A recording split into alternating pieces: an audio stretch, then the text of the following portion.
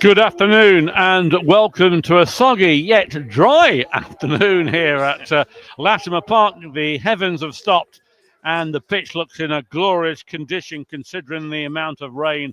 But it's pitching in Southern League Central game against Stourbridge.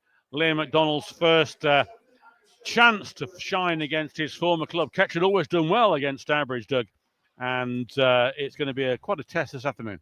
It certainly will be. A couple of ex-Poppies players there as well. As Paul was saying, the weather is dry. The sky looks like something out of Stranger Things. If you've watched that on Netflix, there are other TV channels available, obviously. But yes, it's dry. The pitch is looking it's held up really well, Paul, hasn't it? It has indeed, and if you've been looking at the official website and social media, you'll see that incoming we've got Eddie Panther, a striker signed from Bedford Town. He's a very decent player indeed, something we need up front. And he played against the Poppies last season in the 2-2 draw at Latimer Park and was sent off along with Devon Kelly Evans after the whistle, and the consequence of that was Evans missed the Doncaster game. Outgoing, you may have seen also that Shane Flynn has departed from the club, and also Eddie Oppong is playing for Wellingborough Town today. Not quite sure of the details of that, but he's at Wellingborough Town. Just looking at some statistics for you, the Poppies haven't scored a goal at Latimer Park since September the 23rd. That wonder strike from Callum Powell. And since then, we've played 10 games, 8 away from home, winning just 2, collecting just a few points on that, 8 points along the way. Jay Alexander has made 2 penalty saves this season. They ended up on the losing side on both occasions. Ironically today, though, that both of these teams, Stourbridge and Kettering, have been beaten by the bottom club, Stamford AFC, their only wins of the season. The Poppies, of course, losing on Tuesday and Stourbridge earlier in the week. But let's hope that fortunes are changing and Kettering can get together today and put in a performance for Liam McDonald and the team. So it is going to be an interesting game, Doug. It certainly will. I think Stourbridge down at the bottom. This is the second consecutive game that we've played a team in the bottom 4. They've got a similar type of record at the moment coming into this in terms of the form tables. I think there's only one place, one in 19th, one in 20th, that separates us. So we're really meeting Stourbridge at a time when both of the records, unfortunately for both teams, are fairly torrid. I would say is probably the best way to describe it. However, we are at home. We have not played here since the 1st of November. So it's been a long time, and as we always say, there is no place like home. So let's hope that's going to spur them on. Form-wise, it's been depressing for both sides. The Poppies 4 points from the last 5 games, and Stourbridge 3 points from their last 5 games. They were held to a 0-0 draw at the War Memorial Athletic Ground on Tuesday, 0-0 by Barwell, in front of their lowest crowd of the season of 344. Their last win came against Bishop Stortford on September the 6th. Wow, that's a long, long time. Their leading goal scorer is Jensen Sumnall on 6 goals. They're in 19th position, 13 points from 18 games. They're known, obviously, as the Glass Boys. Their manager is Darren Knights, and last season, Kettering did a double over Stourbridge. And, of course, managed then by Liam McDonald. So, as I said earlier, Liam McDonald faces his former side. He does, himself and Nick Green, reunited again with Stourbridge. There's been some high fives and some handshakes on the pitch before the game. Obviously, both sides know each other well from the 31 odd games that we've played historically with them, as Paul's already covered, and hopefully you've read in the match preview. So we like to keep you up to date with what's happening all the way back from 1931 to 32. Thanks to Paul. He's helped us understand the sort of lineage and history to this game. But we are hoping for a Poppies win here. And certainly with the festive period coming up, Paul, I think it's pretty critical that we do get a result here. Indeed, we're away next week at Haleslow in town, so a win here before the next 2 home games would be excellent. Panther making his debut for the Poppies this afternoon. No Theo Robinson in the side, which is quite a surprise. I thought that Robinson was pretty good at Stamford on Tuesday, one of the few players that were. Yes. But, yeah, he's in the side, and not in the side, sorry. And we've got York, Iwunzi, Fifield, Bittermo, and Powell as subs. Referee today is Matthew Jackson, the second time that he's refereed the Poppies this season, the last time against Stamford in that 1-1 draw. So the Stamford connection with Kettering and Stourbridge quite significant so far. Yes. Let's hope that it's more significant come 5 o'clock this afternoon with the Poppies with 3 points. This isn't going to be an easy game. Askham White returns to the Poppies. He's now playing for Stourbridge. And their lineup, you can see on the screen, is a decent lineup. They're in, I think, a false position, but they've had their problems as well. Their ground was unsuitable allegedly earlier on in the season. There wasn't, they weren't sure if they could actually play at the War Memorial Ground. That has been passed. Change of manager, of course. Liam coming to Kettering eventually. And their season so far has capitulated as there's quite a gulf between the bottom four and the next section of players in the team, in this division. That's true. I think there's about an 8-point gap at the bottom. Let's hope it's 11. Let's hope it's... Yeah, absolutely. We're going to need it. And also Eddie Oppong is the other person that probably you might not have recognised is not on the team sheet for this Saturday. We'll bring you news of that when we can get it confirmed. But he's at Wellingborough playing today, isn't he? But not sure if that's a loan dual transfer. We'll try and find that out a bit later for you. The mascots are out there. It's Morsley's girls team here. I'm not sure the ages, but they're out there waving their flags in the air. It's the best part of the day, actually. A bit of blue in the sky. No rain. The pitch looks fantastic. Who'd have said that in November in previous seasons about Latimer Park? Normally, it looks like the Somme in the past, hasn't it? But certainly... it looks pretty good today, which is a credit to the team that are working on the ground. And let's hope that the Poppies can actually use that to their advantage and put in a good performance today for Liam and the fans. Doesn't look like a massive attendance today. We're bringing that when we can. But I suppose with Christmas coming up, the form of the team to get a decent attendance today would be a miracle, really. I think so. Certainly a miracle, a Christmas miracle as we head towards it. But... isn't there a miracle on 34th Street? Certainly is. That's a film we won't be watching this afternoon, but we're privileged here to be at Latimer Park as the teams are coming out now and resplendent in an interesting kit. I think, Paul, interesting kit clash there. Yeah, catching obviously in their red and black, but Stourbridge in red, black, and the white. So there is a bit of a clash there, although the shorts are red compared to Kettering's black, and but not enough, I suppose, to confuse. No. Keeper is in green as Alexander is in blue, towering above everybody. Alexander, the tallest player on view, along with Levy Andow. So, and Stourbridge look quite diminutive with their side. Quite a surprise. Yes, indeed. I do think the kit is a bit of a problem because they've got red epaulet on one side of their kit, on the left-hand side, which is very similar to Kettering. So I'm surprised the referees allowed that, to be honest. But nevertheless, it's they're resplendent in a mostly white kit with black on the left, on the right-hand side over the shoulder, and red on the other. But yeah, they look up for it, I must admit.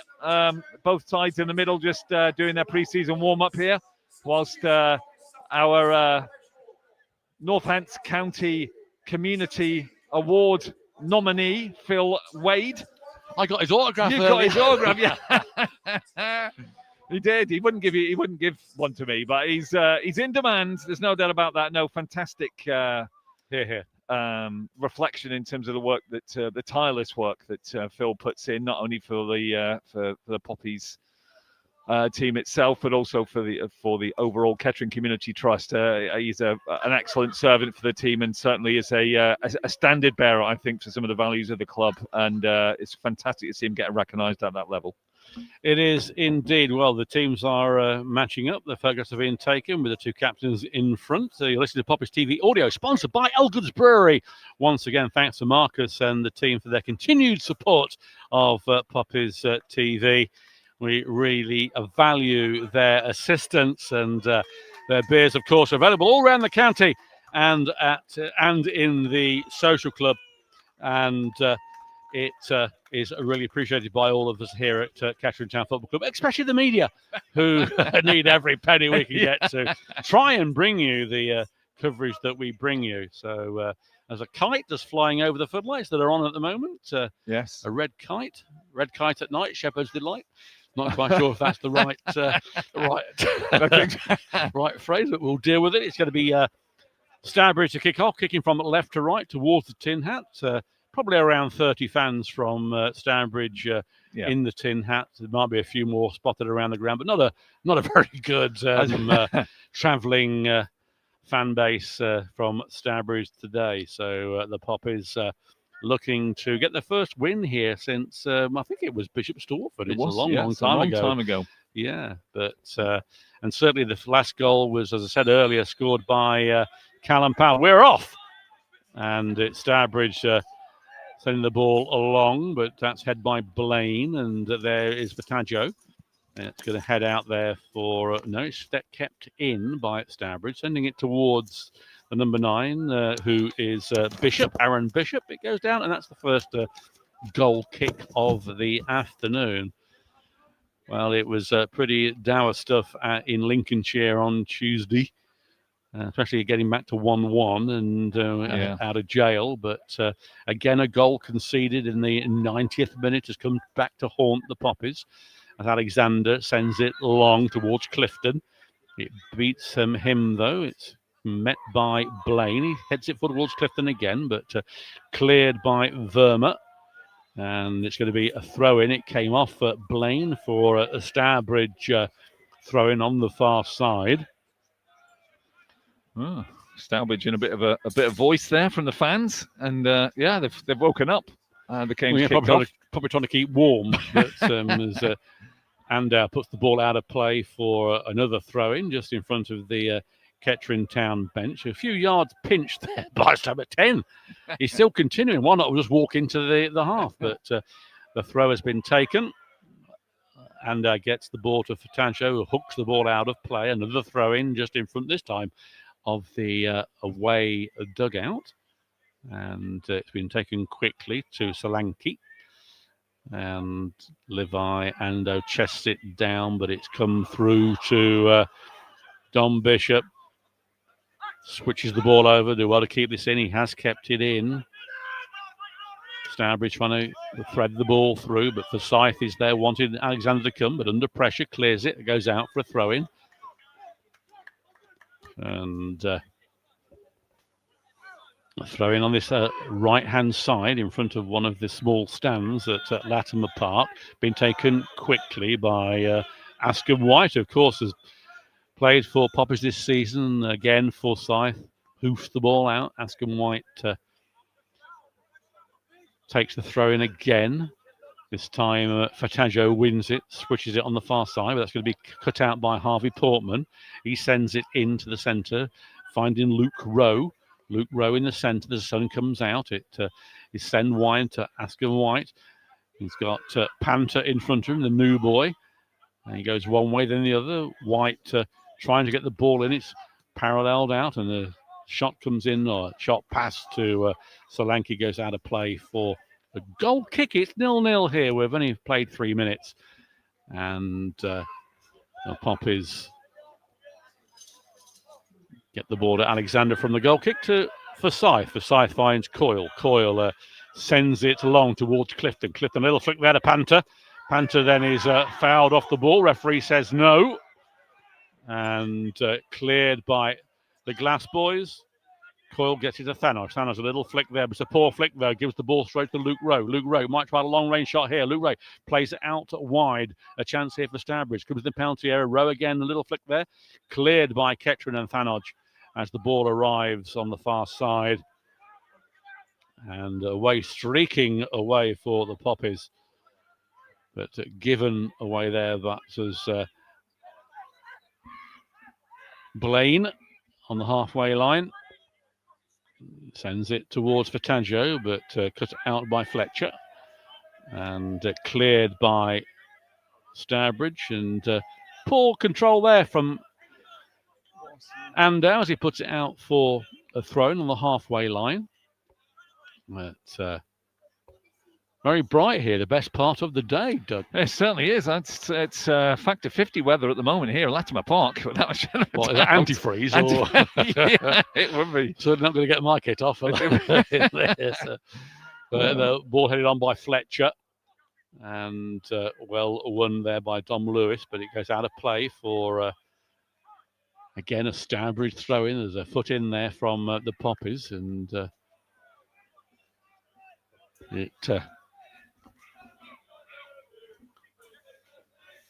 Thanodge gets the ball in, cleared.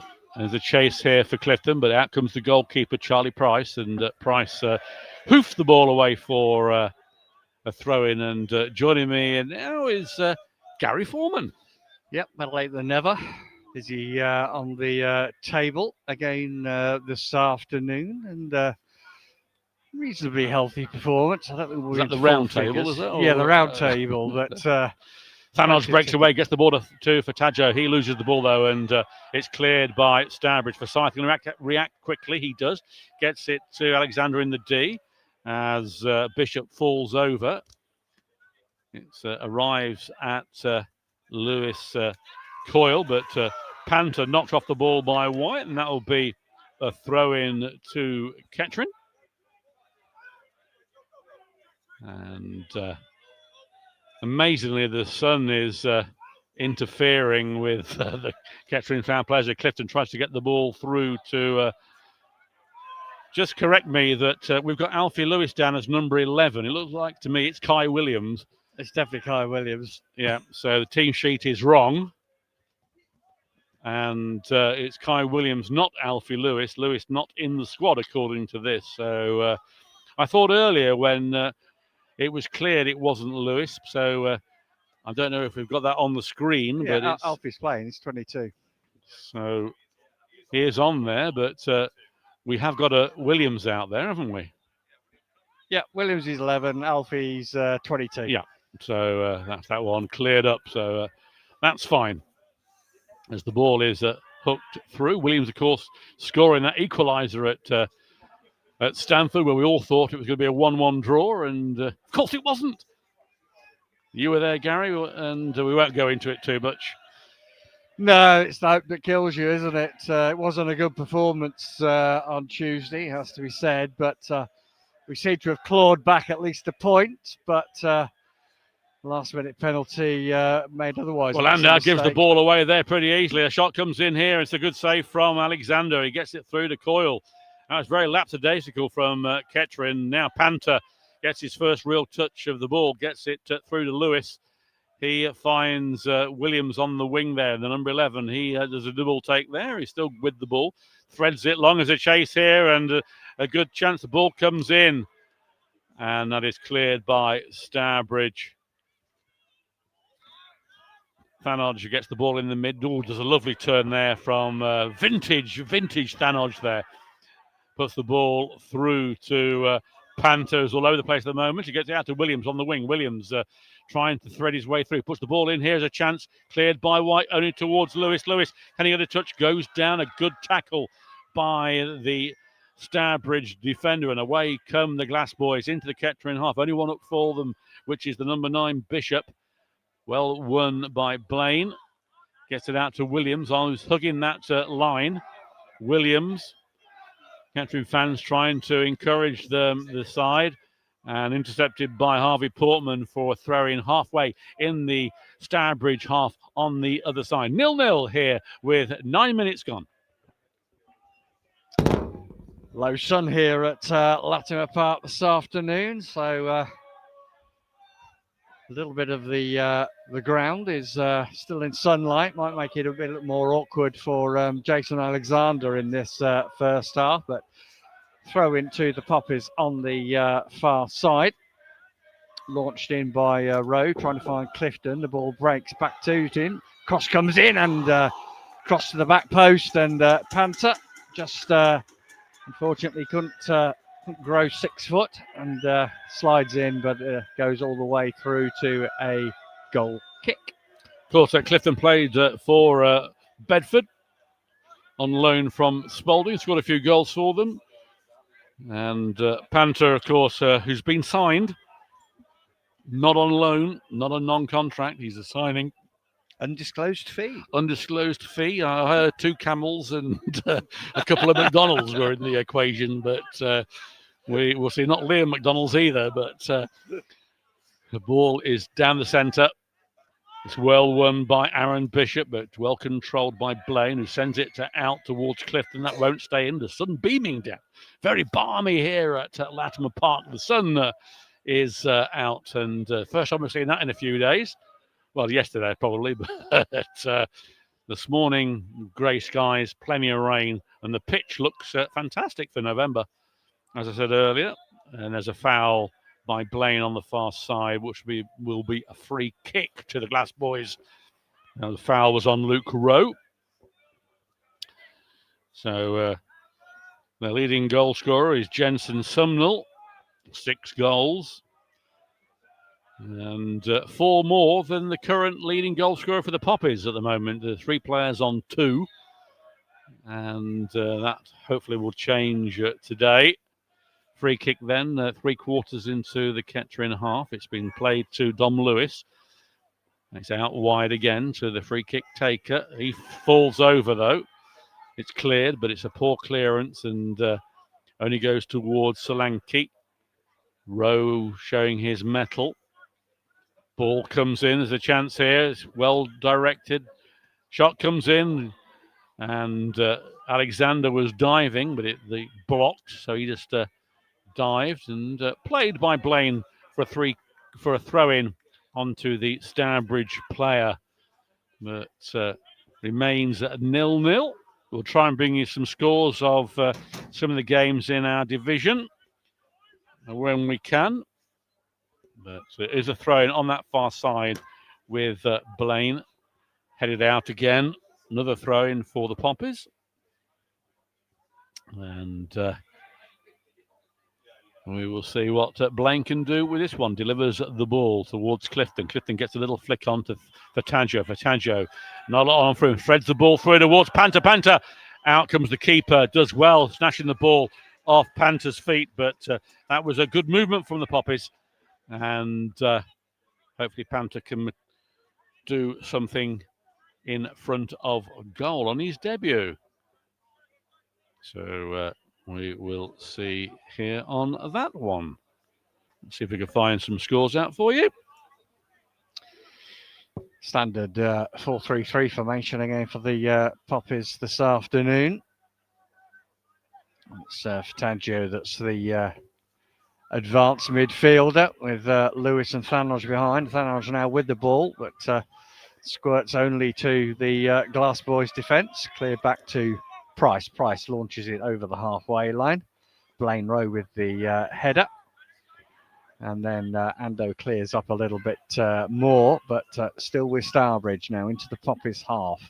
And good defending there by Ando. Gets his boot in front of Solanke. Ball though breaks to Lewis. Lewis out to former Poppy Axum White on this near side. Cross comes in, but that's straight to Alexander. Catches comfortably, looks for his options, and then just slows the game down again.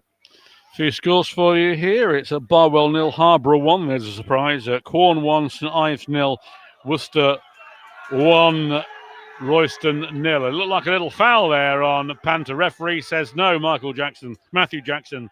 Not to the delight of the Kettering fans who are opposed to that one. Yeah, it was definitely a small tug of the shirt, and the referee obviously deeming it wasn't worthy of a free kick. So yes, it was. Well, we thought it was, yes. Lewis then intercepts, gets the ball to Thanos, who weaves his way through. Thanos then knocked off the ball easily by the number 10, Lewis. Lewis going forward, plays it out wide to Jai Verma. Verma, the winger, has got Blaine in front. He puts the ball in, but it's a poor ball. It goes out for a throw, and as the moon is above the tin hat. And a very pleasant sight that is from this angle. It's obviously not the dark side. Not the dark way. You can't see the dark side. I'm not mad. I know I've not been mad. Ball delivered from Alexander out to Andau. Andau puts the ball in. It arrives at Well, it arrives eventually at Coyle, threads the ball through to Panther. Panther away on this left-hand side. Clifton's in there. Panther's got a one-on-one here. Can he get the ball over? He can. It's blocked, and Askham White's going to clear the ball for the Glass Boys, which he does, only towards Forsyth, who lets the ball go by him and plays it back to Alexander, who's on the penalty spot. He switches it on to Ando on the right-hand side. He's moving forward, sends it long towards Vertaggio. Vertaggio's got the ball, knocked off it, and it was a fair challenge. It's cleared by the Glass Boys, but again, it's a slice, a terrible slice there from Don Lewis, and it goes into the crowd, and it will be a throw-in. And the referee telling Blaine to go back a few inches. Hope he's consistent, the referee, with this. He's in the sunlight, which is a bit of a weird one. There's not much of the sun on Latimer Park. It's been taken quickly. Rowe does well, gets the ball back to Lewis, sorry. He finds Coyle. Coyle gets the ball out wide to Panther. Panther in the penalty area. Can he get the ball over? He can. It back post there. Nobody there. And there was a good chance. The ball back to Coyle. Coyle back to Panther. Looked quite lively since his on his debut. Down by the corner flag. Gets the ball through, but cleared only towards Thanodge. He can't get the ball, though. Nor can Forsyth, but Thanodge can't get there. A foul by Forsyth on Bishop just outside the centre circle. And breaks down that period of play. We're into the 16th minute, 0-0. You're listening to Poppies TV audio with myself, Paul Cook, and Gary Foreman, bringing you this broadcast this afternoon from a now sunny Latimer Park. Yep, sunny. It was a good cross earlier from New Boy Panther. He did very well on his left foot. Cross came in, unfortunately, just over James Clifton's head. Otherwise, that could well have been 1-0 to the Poppies. As it is, going into the 17th minute, it's remains scoreless. Price launches the free kick into the Poppies half, but that's overhit. It will go out for a throw-in level with the penalty box. Blaine Rowe, who has been a bright player for the Poppies since arriving. He launches the ball forward to the halfway line. Taggio with the flick on, but only comes out to the Glass Boys central defenders, and then it's rolled back to Price. Kicks it forward. Free header for Rowe. Does well. Finds the halfway line, but Rowe picks it up for Stourbridge. But Ando intercedes, finds Forsyth. Puts it out to Coyle on this left-hand side. Coyle then goes long, looking for Panther against White, but the ball will skip through to Charlie Price in all green away to our left. So Price then did well there and delivers the ball centrally going towards Bishop, but there's Andow, gets ahead to it, but Rowe will pick this ball up, which he does. Not literally, otherwise it would be handball, of course, but he gets the ball back to Portman on the far side, playing in the what sun there is at the moment, and intercepted by Lewis. Back from illness and injury. Threads the ball out to Coyle. Coyle threads it through to Panther. Panther now in a chase. Pushed in the back there blatantly. And made no attempt to play the ball, did Jensen Sumnall. And that must be a little nod there to the first booking. It's not going to happen, of course, but it was a pretty poor attempt by their leading goal scorer.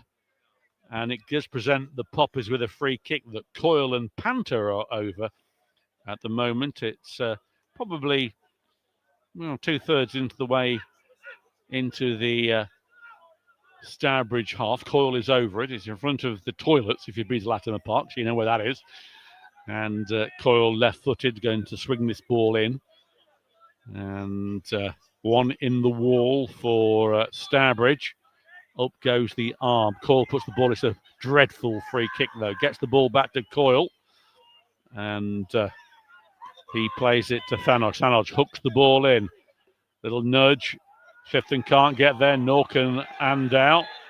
And a free kick off Andow as he collides with Harvey Portman. But overall, not a very enterprising movement from the Poppies. pretty weak free kick from Coyle. Didn't beat the first man. It didn't arrived at Askin White, and it was cleared. Yes, poor free kick sums it up. And when you get positions like that, level with the penalty box, and the central defenders have come up, and to not beat the first man, and that is very poor. I like this. And Sir Craig Norman has joined us upstairs on the gantry. We'll get him on the microphone, no doubt, as soon as possible. And in fact, I'll hand over to him now. Lovely view up here. Well, welcome, Craig. Another invitation to the Sponsors Lounge. What are your views so far on what you've seen? Yeah, it's a pretty even start. I think Cameron just getting on top the last 5-10 minutes. Hopefully come up to bring us a little bit of luck. It's a lovely view from up here. It is when we're winning. But it's Coyle who threads the ball through, trying to find Fataggio. That's cleared quite easily. Little push in the back on Bishop by Forsyth. That arrives at Lewis. Lewis sends it out wide to Panther. Panther now. He's only got one in front of him, which is Sumnall. Panther trying to beat him. He goes outside him here. Panther fouling all the way. Panther, can he get a shot in? Being nudged off. Gets the ball and it's cleared by Stourbridge. White then is fouled by Clifton. And that attack breaks down. Yeah, it's a shame. That's he's looking good out here on the left wing, the new lad. I think if anything's going to happen for Kettering, it's going to come from down here at the minute, I think. We've spoken many times, Craig, in the past about various things, and we had the evening a few months, a year or so ago. But how do you think that it's panning out for Kettering this season? I mean, you're a stalwart with the club, a legend with the club. What do you think? Yeah, it's been a trust sort of transition, really, because, I mean, from where the club was sort of 15 months ago, obviously a couple of managers have come in.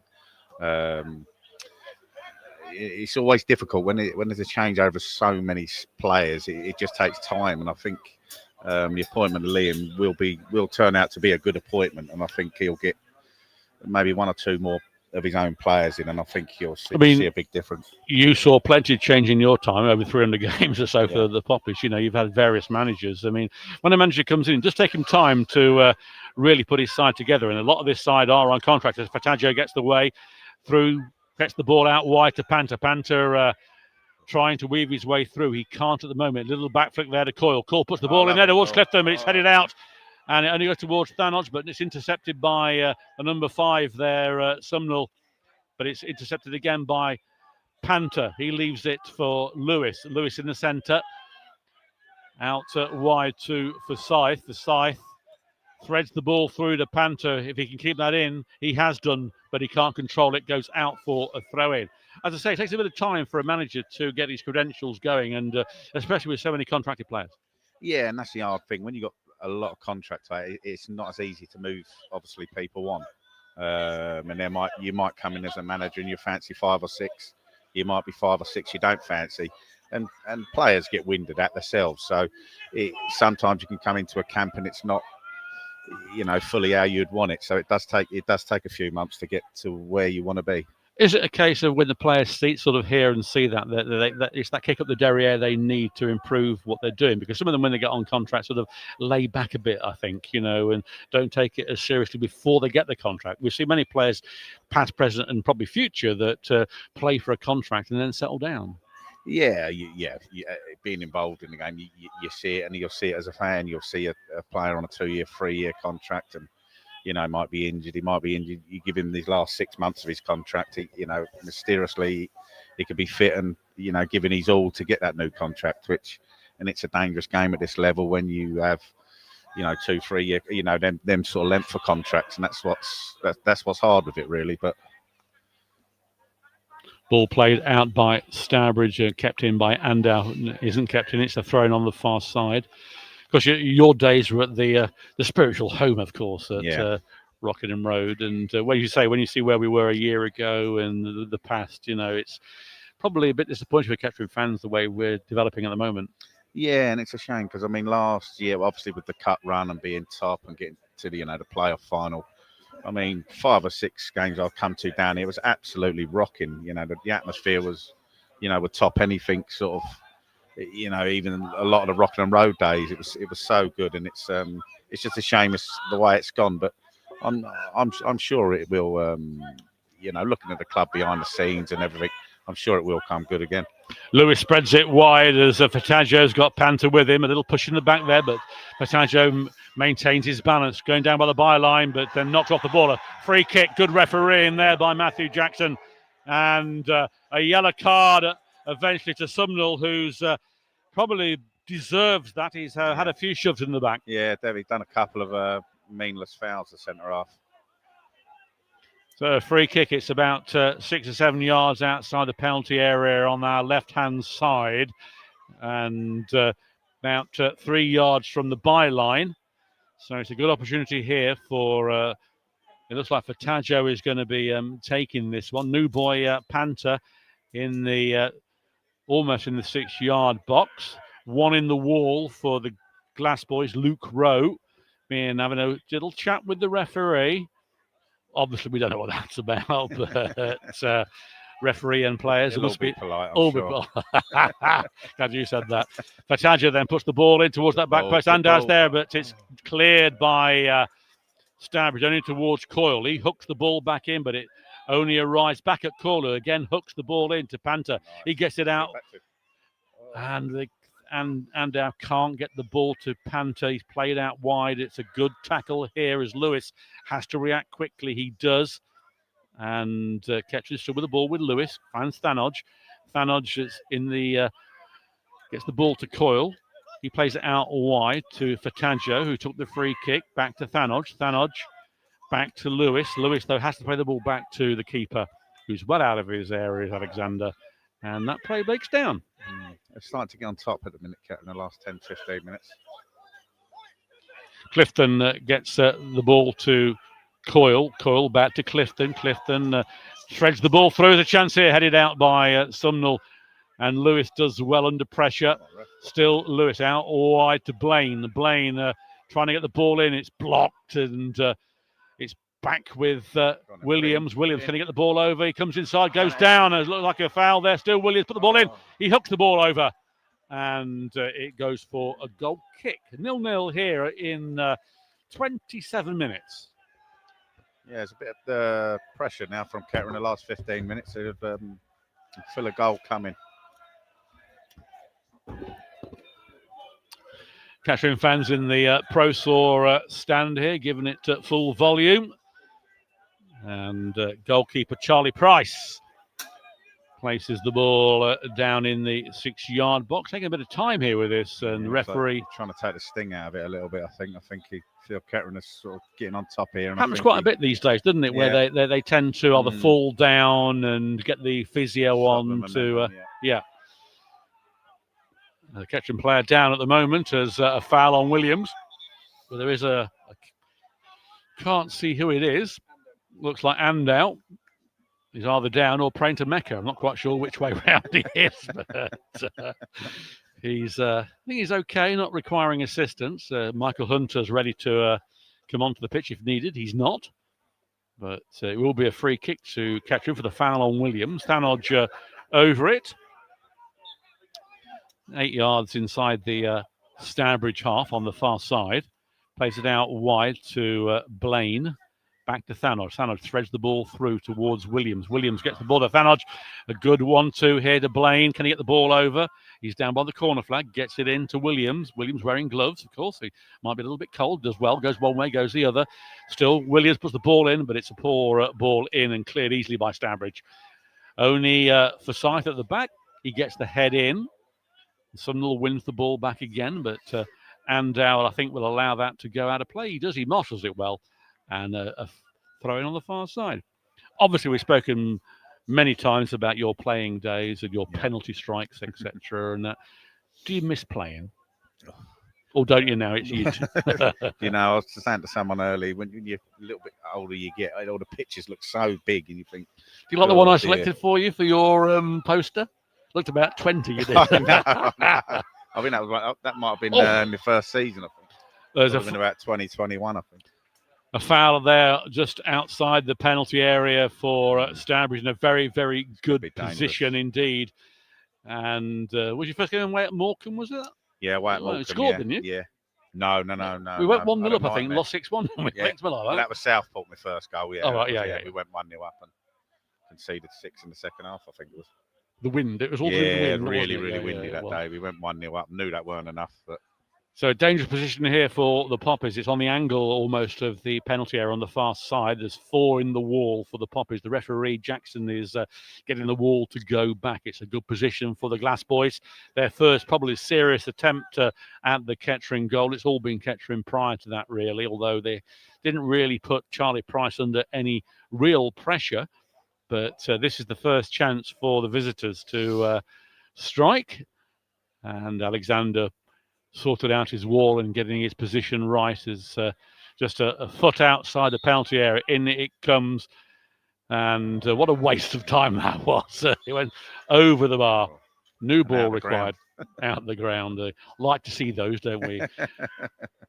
They can continue doing that all day if they like. Exactly. But because you were a dead ball expert, weren't you, with those? I know the penalties and. I remember a good one at Gateshead. What was it like scoring at Wembley? I mean, your 50th goal for the club as well. What was that like? Oh, yeah, that was. I mean, that was an amazing day. Yeah, it was just one of them. The build up to it, you were just hoping that you would foul there on Panther. Penalties back in the day, and it's going to be a free kick to Kettering. Lewis with it. Lewis, of course, back from injury. Gets the ball a thread through to. Coyle puts the ball in. It looks like handball, but it isn't. It goes for a goal kick, unfortunately. I thought comes off the Kettering player, and it remains 0-0. 31 minutes gone here at Latimer Park, and so far it's a stalemate. Kettering with the half chances, but haven't been able to break down the Stourbridge defence. No, they've got in some good positions and not took. It's been some good balls in, and things ain't dropped. But I think that they continue to get in these positions, something might happen. They look the team who's more likely to score, that's for sure. Of course, you're here with Dougie Keast, and between you made over nearly 750 appearances, I'd have thought, if not more. It's incredible. It's pretty similar. We're just talking there in the lounge. Probably played about the same games, same sort of time, length of time, sort of staying here. But yeah, I didn't actually play with Dougie, but ball threaded through to Stourbridge. Again, the number 10 here, Lewis. Got a bit of space. He might try a long ranger. He thinks better of it. Plays it out wide to Verma. Verma has got 2 in front of him. Blaney threads the ball in. There's a chance here for the visitors put on the penalty spot, but it's cleared. And only cleared, though, through to Solanke. He finds Portman. And there's Verma down by the corner flag. Weaves one way, goes down and tries to get a foul, but well won by Williams. Williams is away. The Stourbridge player has remained down. It's threaded through towards Fataggio. Fataggio, little lovely flick there to Williams. Williams now, there's 2 in there, Panther and Clifton. Williams threads the ball through, but then at a vital moment loses it. And surprise, surprise, the Stourbridge player gets up. But there is Fataggio. Fataggio, can he get a shot in? Puts the ball through. It's headed through back to Panther. Panther, can Panther get a strike in? Tries it. Blocked, still Panther with the ball, nothing much on for him. Gets the ball back to Coyle. Coyle trying to thread his way through, gets it to Panther. Clifton, it goes over, goes out harmlessly for a goal kick, and it remains 0-0.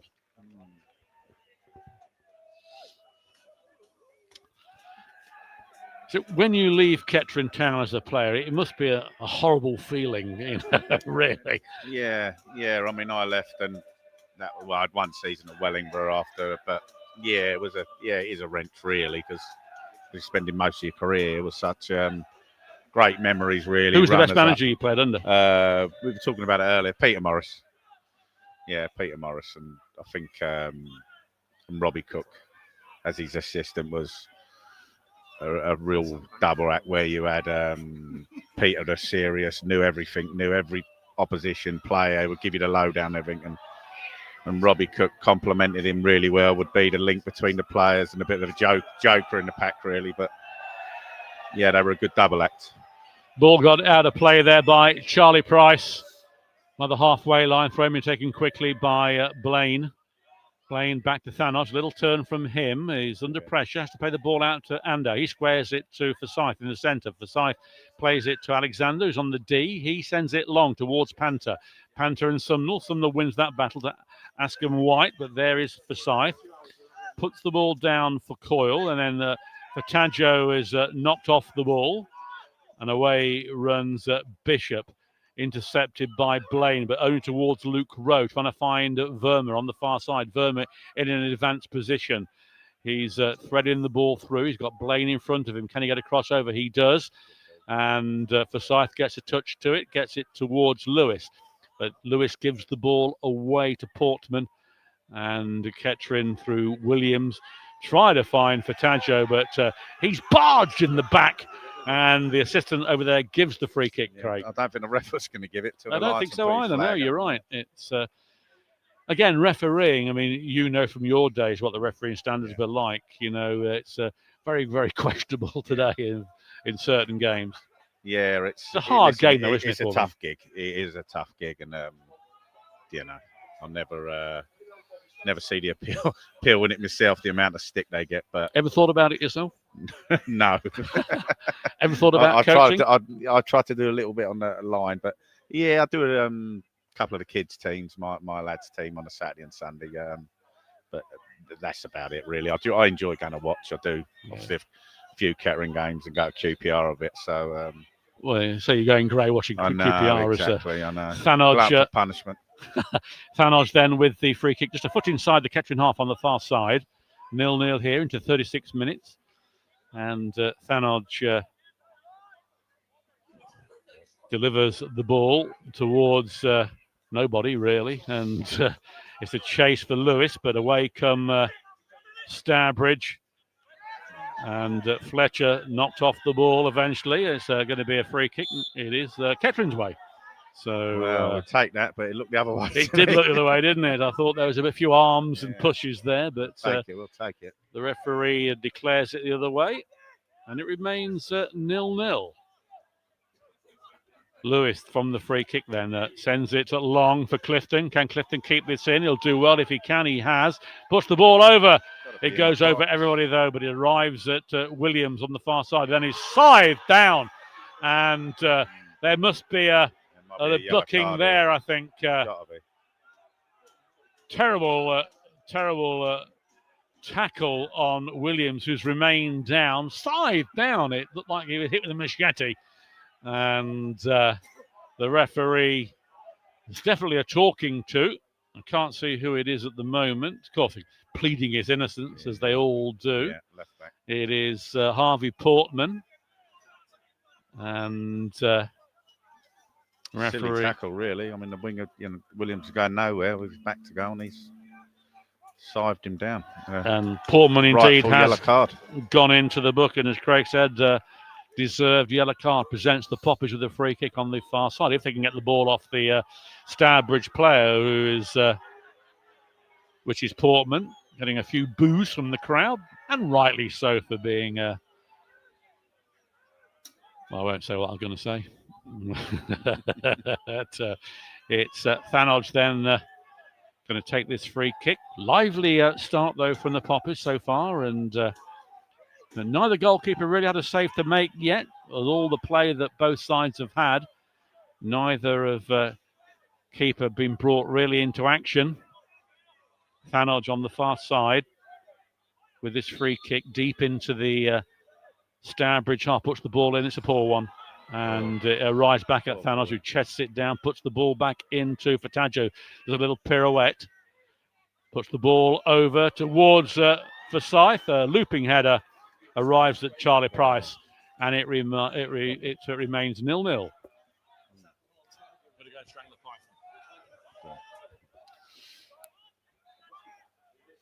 Thanos with the header in the centre circle. That's offside decision against the Poppies.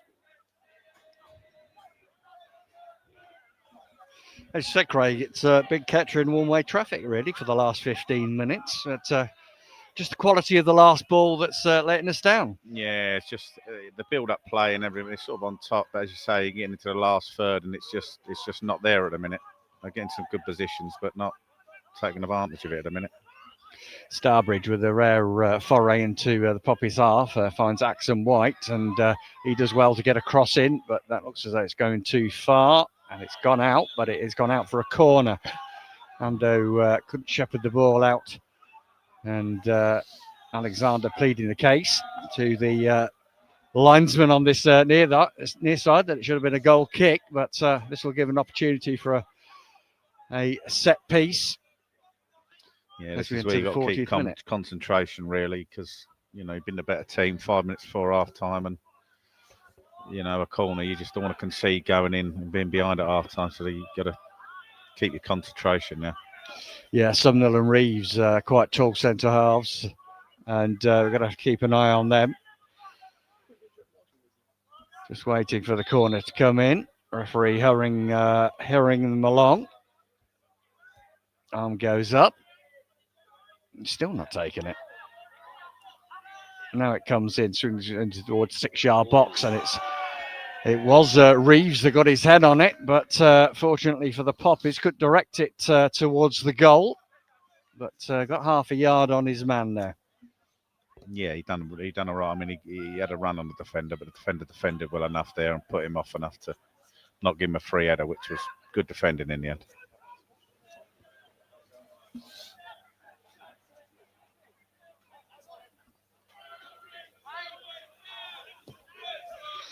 Just had a message in from Fakady, Craig. The day we got relegated at Rockingham Road, I remember the fans and the players on the pitch afterwards. What a sad day. Yes, yeah, I remember it really well. Yeah, it was a sad day. And I missed my first penalty. I think it was Woking at home. I think we needed to win and that result go our way. Oh, let's give offside. Yeah, result go our way. I think we were 2 or 3-0 up at the time, but we knew the other result was going against us. So it was, it was bitterly disappointing. But obviously, the following season we got promoted, so it was. It was bounce back, wasn't it? It was nice to bounce back straight away. Yeah. But that sums it up in a way, doesn't it? The highs and the lows of a relatively short space of time in football. Yeah, definitely. Yeah. That's a good ball. Kettering back on the attack. Sumnall back across, but Clifton does well. Wins the throw-in. Fairly close to the corner flag. Away to our left. We've got 3.5 minutes plus any stoppage time to go here at Latimer Park. Kettering Town 0, Stourbridge 0. Be a good time to nick one. It certainly would be. And Blaine Rowe, we know he's got a good throw on him. He's come across all the way across to this side of the pitch to take it. Rowe launches it into the penalty box, looking for the flick on. Forsyth does get a flick on. It gets a head injury for the Troubles, but it's Stourbridge now breaking with Lewis. Lewis plays it forward to Verma, who's offside. Kettering a little bit fortunate there. Verma had about half a yard offside. He could have held his run a little bit longer, but could have been a breakaway problem. But as it is, the problem is with Captain George Forsyth. He got a blow to the back of his head when he won that flick on header there. Yeah, it looked like a clash of heads as he's flicked it on. The lad's coming behind, and hopefully he's all right. He started well. He's had a decent game.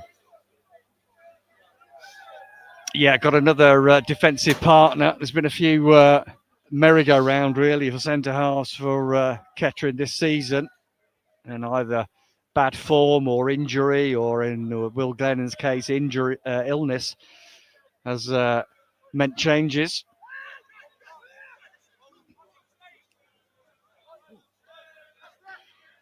Alexander waiting to get the game underway, which he now does so, pumps it forward to Kai Williams, halfway inside the Glass Boys half.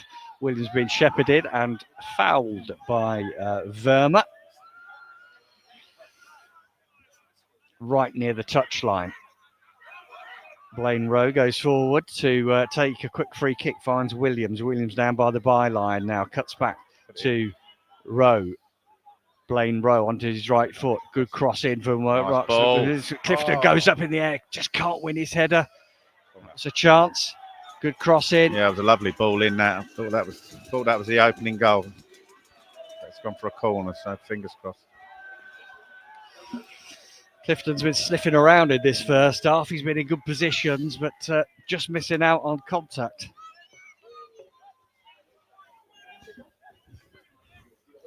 Corner coming in for the Poppies, swept in, headed away though. Back to Coyle. Fataggio, can he get the ball over? He can't at the moment. He's weaving one way, then the other. Back to Williams. Williams, who scored that goal at Stamford. Little lovely thread through there from Fataggio. Puts the ball in, back post. Should be a goal here. It's missed by everybody. Panther gets the ball back in. It goes over Williams. How that didn't go in, I do not know. But Williams retains the ball, gets it to Thanos. Thanos sweeps the ball in and interrupted by Sumnall from the keeper. Back to Lewis. Lewis threads the ball through. Can Williams get the ball at the back post? Clifton heads the ball in towards Panther. Panther strikes. It's blocked. Cleared by Stourbridge. Kettering can't get the ball in the net. It's back with Blaine on the halfway line. He's squares it to Thanos. Thanos out wide towards Williams. He'll do well to keep this in if he can. He can keep it in.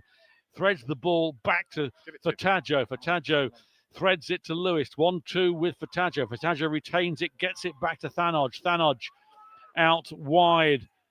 And the ball comes in. Little flick on there. Craig, while you're here, we have a question from Billy Joe. And they want to know about Tiverton Town, of course. What a day. What a day that was. Penalty. Yeah, it was an amazing day. That was, the penalty, that's a big following. And I mean, to be honest, as players, I spent the weekend there at the Curry House. we went up the day before, and we needed. I think it was Folkestone, wasn't it, to get us a result against Tamworth, and it wasn't likely really. So we were underdogs going into it. This was a day really before mobile phones became into their ascendancy, didn't they? Only one or two people had them. So were you getting their information? Yeah, well, at the time I took a throw on and realised that we were sort of 0-0 and there was no pressure, and we realised that Tamworth were losing 2-0. Someone shouted to me, so straight away. Ball comes through, a shot comes in, a ricochet, and that goes for a corner in the last minute. Yes, so we sort of knew then the pressure sort of come on, and then obviously getting the penalty, it was a little bit more pressure. Going dead eye with the penalty was on there, wasn't it? Corner to Stourbridge as we're into time added on in this first half. Yeah, it was a great day. I mean, we spent the weekend there. It looked like a Kettering takeover at Tiverton, didn't it? Just everywhere. The support was phenomenal. And then obviously when we got back to Kettering, everyone was about there, and I think it was about 10 corner comes in swinger, headed on there, and that goes wide, and little flick on. And then goes the half-time whistle. It's Kettering Town 0, Stourbridge 0. Kettering with the majority of the play in the game, but they've not been able to break the deadlock. And we go into half-time at 0-0. Okay. Craig, I mean, let's talk about Tiverton. We can stay on. I mean, we normally come off at half-time because there's nobody up here with us. But if we can get Dougie up as well, it'd be good. But, great days. I mean, that extra set missile from Steve Lino was an absolute dinger of a goal, wasn't it? Something else, I mean, everyone still obviously remembers that goal.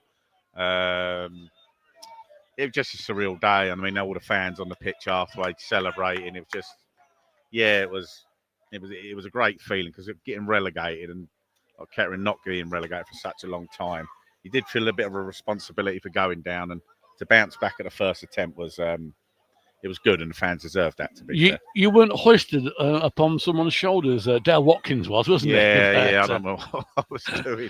I think Vince was on top of me, the barber. I think he was. Yeah. I'll keep that quiet. But no, it was an amazing day. I mean, I'll never forget because we got the coach back, and I think we got to about Bristol way, and Peter Mallinger, bless him, he filled the coach up with a load of beers, and it was a bit of a karaoke, and it was really loud on the coach. Everyone was sort of celebrating. We stopped at Bristol because we'd run out, and I think we got about another 45 minutes down the road and realised we'd left Martin Matthews at the services, so we had to turn around and go back and get him. So it was about an hour and a half late to the ground. Well, Martin Matthews, of course, and we've got Ed here, who's alongside me with a laptop. What have we got here then, Ed? What can we ask you here? Toby Heath and Darren Young here. What a goal on there versus Haven't and Waterloo. Oh, yeah. Didn't you hit that from Corby? I think it was just inside the half. Yeah. Yeah, it was. I just remember, I think we were 1 up at the time, or we were only a goal in front, and had a bit of a good spell against them. We was under a little bit of pressure, and I just remember the ball coming across, and I thought, there's no one on. I'm just going to sort of have a go, and it's one of them that come across, and it just sort of bobbled as I was going to hit it, but it sort of went like a volley in the end, because I hit it so clean, and as soon as I hit it, I knew it was. I knew it was going. It's in. like the fisherman's tale, isn't it? I mean, how big was it? How far was it? But it's a cracking goal. I mean, there's comments on here. I mean, what a top guy you are. Great times, best penalty taker ever. I mean, even in these days, still remembered as the best penalty taker. No, it's lovely. It is lovely to speak to people. People still got such fond memories. It's lovely. Yeah, really good. Thanks. So it's good to be in Poppies folklore. There's quite a few players. Dougie, that if he comes up, we can try and get a word with him if he's in here. I mean, he's a legend in his own lifetime as well, isn't he? And scored on his debut away at Weymouth all those years ago, And I was told his nickname, so I reminded him it. Doug the Fug. I was listening to Graham Carr and his son Alan Carr. Is it Alan Carr? Yeah. And they were reminiscing about things and not about Richard Hill. What was his nickname? Oh, God. Swampy. Yeah. Swampy. Where did that originate from? It makes you wonder how some of these nicknames happen, isn't it? Good days. So Queen's Park Rangers, I mean, I know we've talked about this before, but the listeners might not have heard the story. Why Queen's Park Rodneys?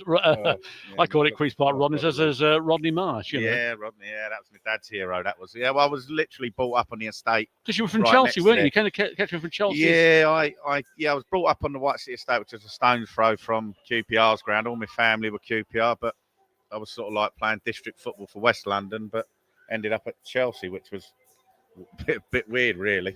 Who was there when you were there that really made it from the Chelsea's? What, the youngsters? Yeah. In my year growing up, so there was Neil Shipley, Ron Harris, Eddie McCready. Oh yeah. Muzzy, is it? Went to Leicester. Leicester, yeah. Decent player. Played for Turkey, didn't he? Yeah. Very good player. Michael Dewberry, Ian Pearce. Yeah, there was a few.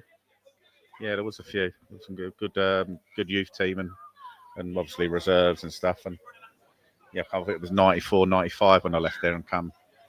The registration was held. How did the move to Kettering originate then? I mean, if you go to Chelsea to Kettering, it's quite a... I had an injury and I had about 18 months left and sort of fell out at Chelsea with Glenn Oddle was the manager at the time. And he held my registration, so they paid me my last 18 months and they held my registration. So I couldn't play league football for 18 months, basically. Is that something you missed? No, well, not really, because at the time I just wanted to sort of get out, and it was sort of it was just a bit disillusioned. I just wanted to get out, wherever it was to, really. And they thought I was trying to sort of pull a fast one, really, and go and play for a Brentford or Cambridge who was interested at the time. And so they held my registration, and I left. And it was Peter Johnson, Gary Johnson's brother, who was a friend of the family, and he just said, "Listen, Gary said, will you come up and play a couple of games, Morecambe and Bromsgrove, and just do him a favour, basically." And I come up on the Friday, went to Morecambe, played the following Saturday, and 300 odd games later, I'm still there. So, and obviously moved up a couple of years later, and never looked back, really, and just loved my time, really, and never really wanted to go anywhere else, really. So. I mean, you were at Kettering, and you mentioned Morris being the best manager you played under. That was Morris's second spell at the club. I mean, his first one, he had sensational games against Charlton Athletic and Blackburn Rovers. That was in folklore as well. Yeah, he was a stickler, Pete. He would know how to, especially with myself, he'd know how to make you sort of tick, really. He would just know everything about everyone, and he'd pull a fast one. And I'll never forget going, someone was playing left back, I think it was in a 4, and the winger I didn't really know, and he said, "Oh, you're playing against so-and-so today, you've got to be really up, really ready, you've got to be tight because he's really quick." And one thing I didn't like back in the day was a bit of pace against me. So I'm thinking, oh God, I'm in for a right old tough game. 5 minutes into the game, he's knocked the ball, and I've sort of out sprinting him. I'm thinking, he ain't quick at all. Peter's pulled a fast one on me, but he had my mind concentrated that I was in the zone and he just knew how to do that. Who's the best player you played against? For Kettering, oh dear, I'll never forget in a pre-season game. I think we played Notts Forest, and I'd missed a few weeks of pre-season and only trained a couple of days, and then first game back was on the Saturday, and I think they had Dean Saunders up front, and I think it just ran me ragged, and I just remember the ref getting the ump in the end. I must have asked him 300 times how long was left. Yeah, Saunders was at Wrexham, I think, when Kettering played him later, and decent player, wasn't he? Yeah, very good very player, quick. very good player, He took you in to take you over the top. He was very, very sharp. Yeah, real good player. Who was the best Kettering player you played with, would you say? Oh, there's a few. God, this is Shoemake? yeah. Got to mention him. Yeah, for a night out, he was probably about the best. Do you know, there's a few midfielders I really enjoyed playing with. Sean Murray. He was a class act, wasn't he, Sean Murray? It was nice at the back to be able to just slip a ball in midfield. And when someone was on them and you knew they would never lose it, they were comfortable on it. Peter Fear was another one. Paul Rayner. Didn't they call Peter Fear the Rash? Yeah. Sort of similar players. And with Peter Fear and Paul Rayner to an extent, they'd be able to get a dressing room going a little bit. So they'd go out on the pitch and they would be such a wind up with the opposition. It would get you sort of going a little bit, and they would, if someone was having a little bit of a nightmare on the other side, they'd let them know, and it just sort of got you going a bit. They were good experienced players, and I think no coincidence when them players were there, we had good spells. If there was a team you hated playing against, who would you say? I mean, for me, when I was a spectator or whatever, it was always Runcorn. I hated going there. For me, it was Morecambe, really, because I was either really good or through my career at Kettering, also sort of steady, sort of level of performance most weeks. But Morecambe, I was either a 9 out of 10 or a 2 out of 10. I was just, against Morecambe, it was just one of them. My debut, I was probably give 3 or 4 goals away. Then we played them at home, beat them 6-0 or 6-1. 6-0. Yes, I scored a couple. Then we played them again when we was on a really bad run down the bottom, and I got sent off. And I remember scoring an own goal against them. So it was no in between with them. I was either really good or really bad. Going back to scoring goals, you scored a few on the way to Wembley, didn't you? Yeah, vital goals season. actually, especially in replays. Yeah, I think I ended up with 15 that year. Yeah, I was top scorer. So yeah, there was a couple. Yeah, I mean, Bishop Stortford always sort of sat in my mind. I think that was a quarter final. Got a delayed kick-off at Rockingham Road, and they caught us cold. They went 2-0 up within sort of 10 minutes. And I remember, I think I got a couple of goals that day. And I don't think they were penalties either. That's a rarity. Yeah, so I got 2 goals, at home. And we drew and then went up there on a Tuesday night, which was very hostile, to say the least. And Do you know whatever happened to Steve Liner? I mean, he scored those 2 spectacular goals. Yeah. One against Weymouth and then obviously one against Tiverton, and just disappeared. I never knew where he went to after that, to be honest. Not sure. They were some goals and all, weren't they? Oh, they were actually missiles, weren't they? I mean, beat Weymouth 4-1 at Rockingham Road, and then he repeated it against Tiverton to win the game 2-1 that sent the fans into absolute carnage, wasn't it? Yeah, it was a great day. Really was a great day. Yeah, it's a few. Telford, I think, semi-final was another great day when we had won 0-0 away, Gary wasn't it? And Gary Setchell Setchell. Do you ever see Setch? I popped into, see him now and then, I see him now. He's on the dark side, isn't he, at the moment? But it was a good goal from at Rockingham Road to win 1-0. Yeah, it was a tricky one because he won 1-0 on the first leg, and then having to go there is whether you stick or bust. And we didn't play great that day, but we really sort of stuck in and battled it out and ground out on 0-0, which. I actually ventured onto the pitch at the end with about 1,000 Kettering fans. I remember it. And then back around the town at night. That was another amazing day. To be fair, there were so many.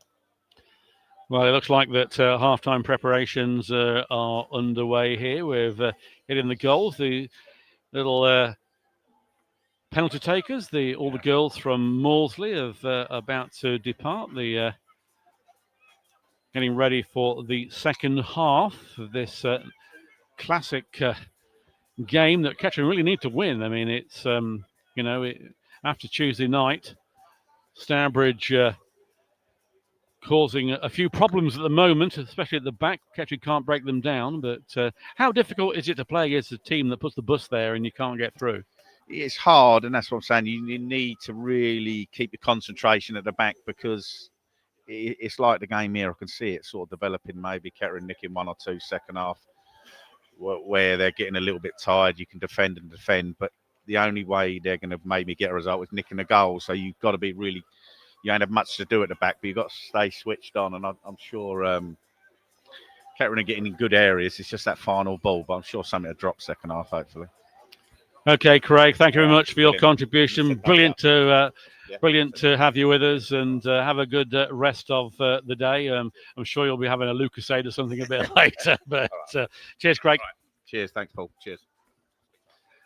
So Craig Norman, their Kettering Town legend, departs. We might try and get Dougie Keith, who's also here, for those of you from a certain era of Poppies fans who remember Dougie Keith playing over 360 games for the club in the heydays of Peter Morris, etc. But our concentration, of course, is to try and get the Poppies winning this afternoon. And they've had a couple of chances, half chances as they are, but it remains 0-0. We don't often carry on through half-time, but we have today, especially with a special guest, and always good speaking with Craig. Poppies through and through.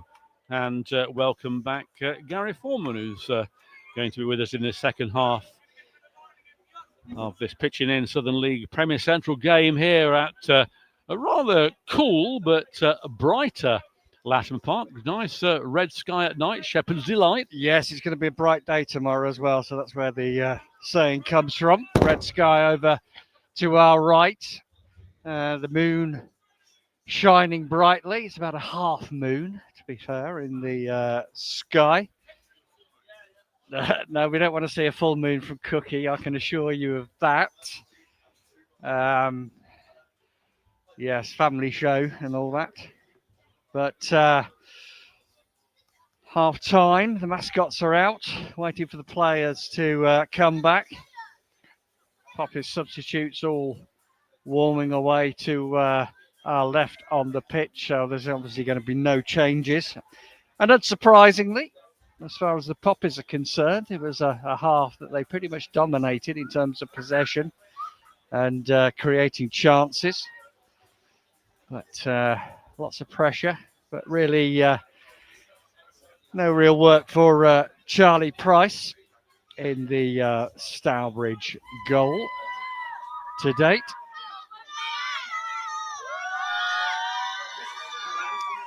You could probably hear the excitement below from the mascots, and that can only mean one thing, that the Kettering players are out, and here they come, led by Captain Forsyth.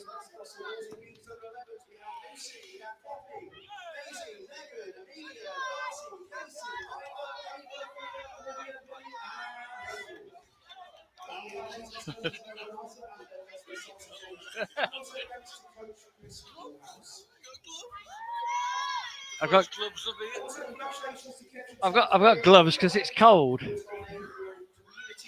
Award. Congratulations to all of the team at Kettering Town Football Club. Yes, just mentioning the community award for our very own Phil Wade and the wonderful job that he does with the mascots on a regular basis for our home matches. I used to referee a few matches for Phil Wade back in the Sunday League days, and Phil used to organise the Ventura Vikings, and refereed for a season and two. That was a bit of an eye-opener for me. Still used to playing at that point rather than refereeing, but there we go. Kettering are out just at the moment. Stourbridge still ensconced within their warm dressing room. We haven't put the heating on. Well, yeah, their cold dressing room then. I'm sure we have put the heating on for them. Kettering subs this afternoon: Wes York, Harrison Iwunze, Kai Fifield, Preston Bitemo, and Callum Powell.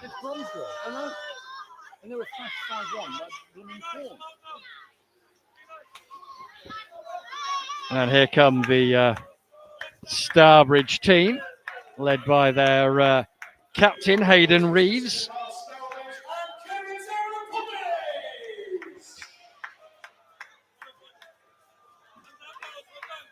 And no changes, it looks like, for the Glass Boys either.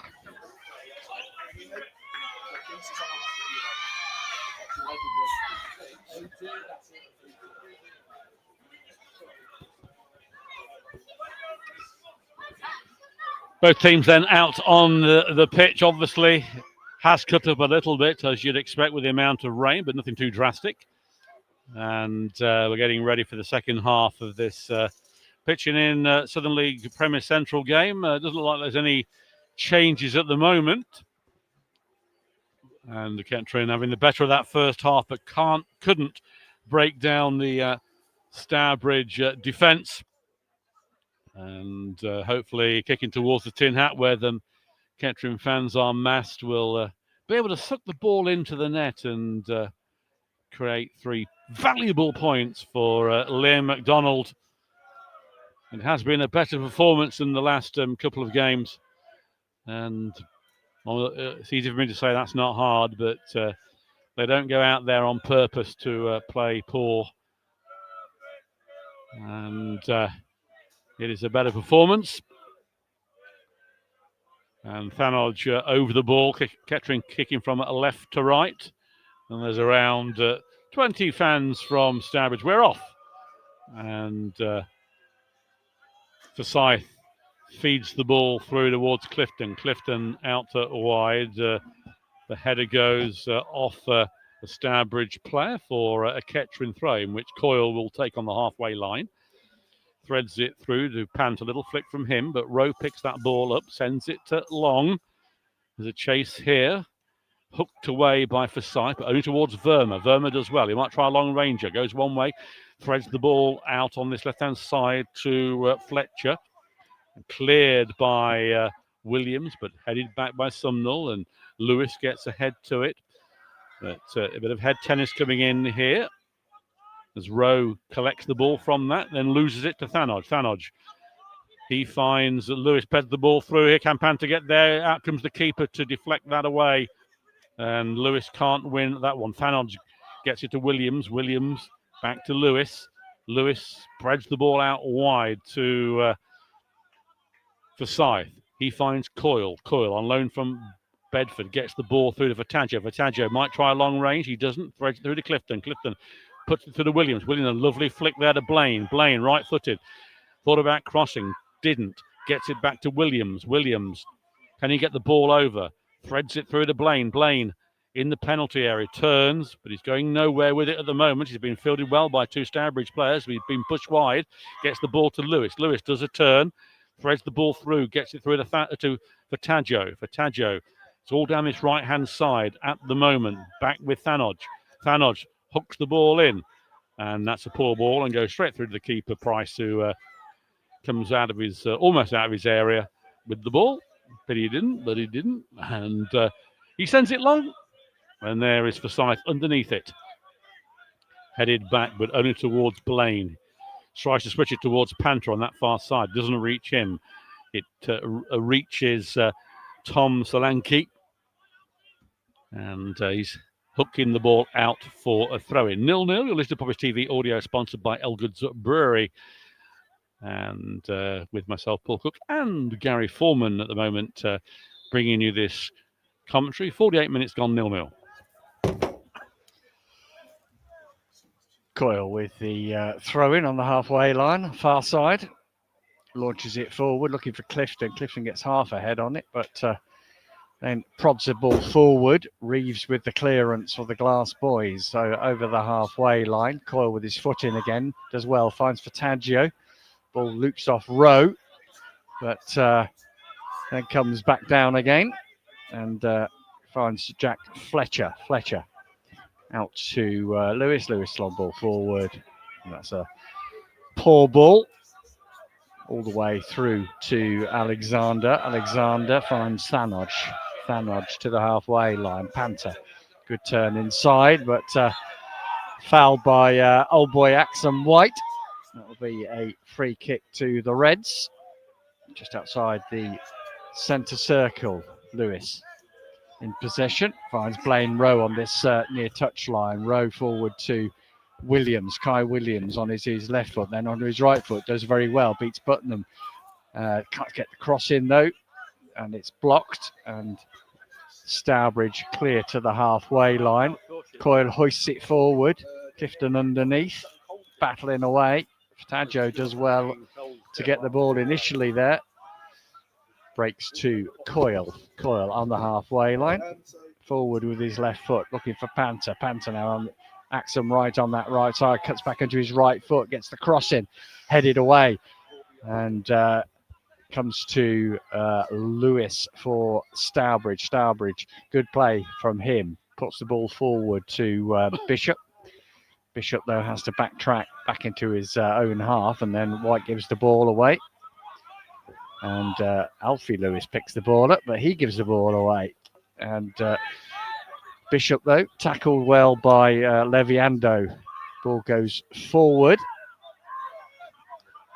Breaks to Coyle. Coyle on the halfway line. Good ball into Fataggio. Fataggio now with room to go forward. Looking for Kai Williams on the run. Comes back to Clifton with his shot.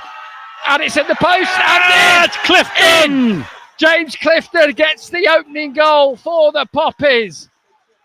It was a good move, and Clifton finished it off. We had all the pressure in the first half. Finally, we had the goal to shout about. Yeah, it was a bit of a, well, I'm not quite sure, but he got the rebound, and who cares? It went in from Clifton. It hit the post, bounced in, and Clifton gets his first goal for the club since 2015. And Kettering take a 1-0 lead. Just a few other scores for you at the moment, if my phone works, and it does. It's Sudbury 2, Bromsgrove 1, Banbury 1, Stamford 0, Barwell 0, Harborough 1, Bury 1, Stratford 1, Halesoe 0, Bishop Stortford 2, Leiston 1, Real Bedford 0, Needham Market 1, Alfchurch 0, Quorn 2, St Ives 1, Redditch 0, Spalding 2, Worcester 1, Royston 0. But the important one is Kettering Town 1, Stourbridge 0. And thoroughly deserved on the balance of play.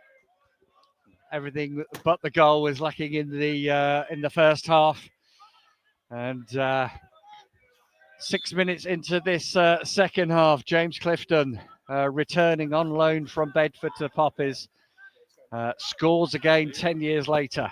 Marvellous, but Verma now back with the Glass Boys, looking to cross in, but well chested out by Blaine Rowe.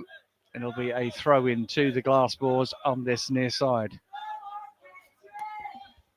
Verma with the throw in gets it to Sumnall, and it's played back to. It's on the far side now. I'm looking here. There must have been a substitution because Brad Blood is Bood is on. He wasn't on in the first half. Keep an eye on that. Some of the shirts seem a bit weird, but no, he's not on. Not on, isn't he? No. That's a relief. I thought I was seeing things. But Reeves is number 6 on our team sheet, but he's number 18. He came out number 18 at the start of the game. Now that helps. Throw been taken then by Stourbridge, and pressing forward with Portman, who has been booked. It is back with said Reeves, who is the captain actually. He puts the ball through, cut out by Coyle, finds Fataggio. Fataggio wins with a lovely ball there. He's going down that left wing. Threads the ball through. It's through to Panther. Panther down by the byline, threads the ball through. It's cleared by Rowe, only towards Coyle. He gets it to Thanodge. It's cleared though, and Andow loses the ball. Long range shot blocked and picked up by Lewis. Finds Williams on this right hand side. Lewis got Clifton in front of him. Uses Clifton. Clifton tries to thread the ball through, but in doing so, it's cleared by Rowe. Hit into Fataggio, and the ball arrives at Charlie Price. And that is averted. Price in all green. Puts an up and under, and that's down the centre of the park, underneath towards Forsyth. Won by Solanke. Out wide to Verma. He's seen quite a bit of the ball in this game. He comes inside, though, puts the ball through. Cleared by Coyle, and then Thanodge gets a head onto it towards Clifton. Clifton heads the ball out wide to Fataggio. Fataggio threads it through to Panther. Panther, the only player forward for Kettering. He's tackled. He goes out for a throw-in. Nothing on for him. And then there's a bit of argy-bargy after. And, of course, Panther looked like he was being held down by the Stourbridge player. Axon White. Askham White. Yes, he can do with a booking. The referee having a quick word with him on that far side. I think it'll be a word with both of them, and then we'll move on. Of course, Panther has got history here, hasn't he? And Stourbridge are going to make a change. They've seen enough already before this court throw-in is going to be taken. And looks like Mully is coming on. Da Vinci Mully must be a painter. Yeah. He's Solanke is leaving the pitch. Number 8. Solanke is leaving. So Tom Solanke replaced by Da Vinci Mully. Hope he's not a Mona Lisa, you know. He probably is. I think they're going to make a second sub actually as well. They are, aren't they? And it's going to be the old boy, Axon White, who's making way. And number 16. So that is Brad Bood. Brad Bood is coming on. So Brad Bood. When we get back to play, it will be a throw-in to Kettering. And it is going to be a long one. Blaine puts it in, headed on by Forsyth. A chance here, flicked by, and that is a half chance there. Goes out for a goal kick for Kettering. So if you just joined us, it's the Poppies 1, Stourbridge 0. We're into the 56th minute of this game. And James Clifton scoring his first goal on his return. This could be his last game on loan, I think. So I believe, I don't know for sure. And gets the ball to Williams. Williams to Fataggio, who swaps sides. Fataggio trying to thread the ball through. It comes off Dom Lewis for a throw-in on this right-hand side, halfway in the Stourbridge half. Thanodge back to Andow. Andow gets it to Alexander as well out of his area. He has to hook the ball. And we have another guest joining us, and none other than Dougie Keith. I remember you at Weymouth all those years ago when you scored, and what a pleasure it is to have Dougie with us. Welcome, Doug. Thank you very much indeed. Thanks for those kind memories. So you've watched the first half. It's been quite a while since you beat. Obviously, you were at Quorn when we beat Quorn 2-0, and of course you have an association with them as well. But what are your views so far on what you've seen? Well, I thought Quorn, not Kettering, were the better side in the first half, except the final product wasn't quite there. And I was pleased to see you get a goal in the second half there because you shortened the game up a little bit. I think the little lads, little industrious little midfield players, they came and got it to feet and threaded one through, which is where you unlocked their defence. It's quite a while, obviously, since you played for Kettering. You must have many memories. So over 300 games, well, 360 games for Kettering, and played in some of the classic games, obviously, under Peter Morris. You must have some tremendous memories. Oh, very much so, yeah. I mean, lots of memories around the FA Cup matches, you know, where fourth round against Charlton, if you recall. Panther breaking away in the penalty area, threads the ball back to Coyle. He finds Lewis. Lewis back to Panther, who's hugging that byline, threads the ball through here to Coyle. Can he get the ball over? He can. Puts the ball in, well blocked by Stourbridge, and Rose going to clear the ball, which he does. It's a good control ball, and goes out for a Kettering throw-in. Doug. I was just saying, yeah, with lots of FA Cup runs and close calls in the league itself. Yeah, some great memories, some good matches at Rockingham Road. Was there ever an opportunity in your career where you thought, as Williams might try a snapshot? He does, and shots. What a goal from Williams! He hits it from outside the penalty area. Charlie Price can do nothing about it. What a wonderful goal, 2-0. Great goal, Doug. It was a terrific goal, very well taken. And as a case in point, the wide lads come in field, hunting for the ball, got it in a difficult position to pick up, and he's rifled it in with his left foot. You've seen many goals in the past for the Poppies with some classic players. I mean, you played alongside Robbie Cook, Ernie Moss, all those other players in the past. It must be a tremendous, thinking about all those players and the memories you must have. Superb. Actually, I'm just visiting today. Yeah, the memories come flooding back, and you just forget over time. You don't really recall them until you bump into people, and then, like for example today. But yeah, Robbie Cook and Ernie Moss and others like of that ilk, tremendous. I mean, the fact we're playing here at Burton Latimer, you played all your games at Rockingham Road, the spiritual home. I mean, nothing like, is it? But the atmosphere is still good here. Oh, absolutely. I mean, I agree. The Rockingham Road was very special, and people have got very fond memories of it, even just speaking to people today. But there's a great football community here.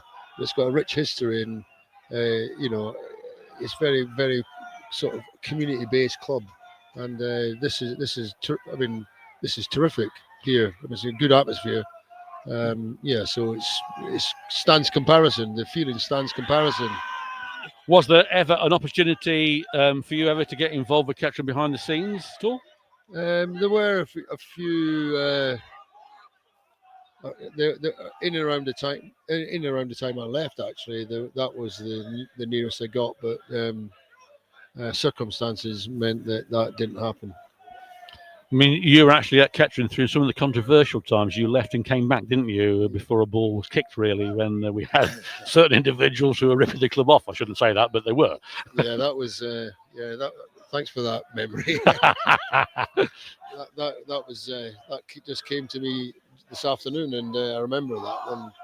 But as you say, it was dire times at the time, and we thought players thought there was no club, and you've got to look after yourself, haven't you, to a certain extent? Ironically, I agreed to sign for Peter Morris at Nuneaton, but then I changed my mind. I'm glad I did.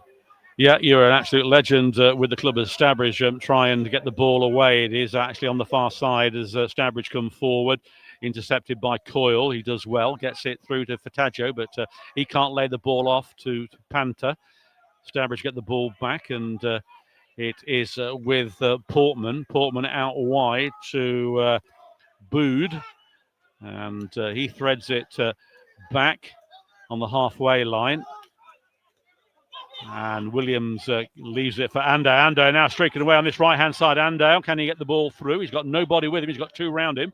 And he's knocked off the ball, but he's still fighting for it. He's still got the ball down there. It goes out for Stourbridge saying. You, like Craig, you were in the first term with Peter Morris too. Some of the classic games, as you say, Bristol Rovers, all that sort of stuff. What was you like as a manager?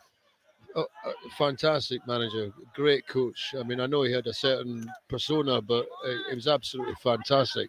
Football man through and through. His knowledge was unbelievable.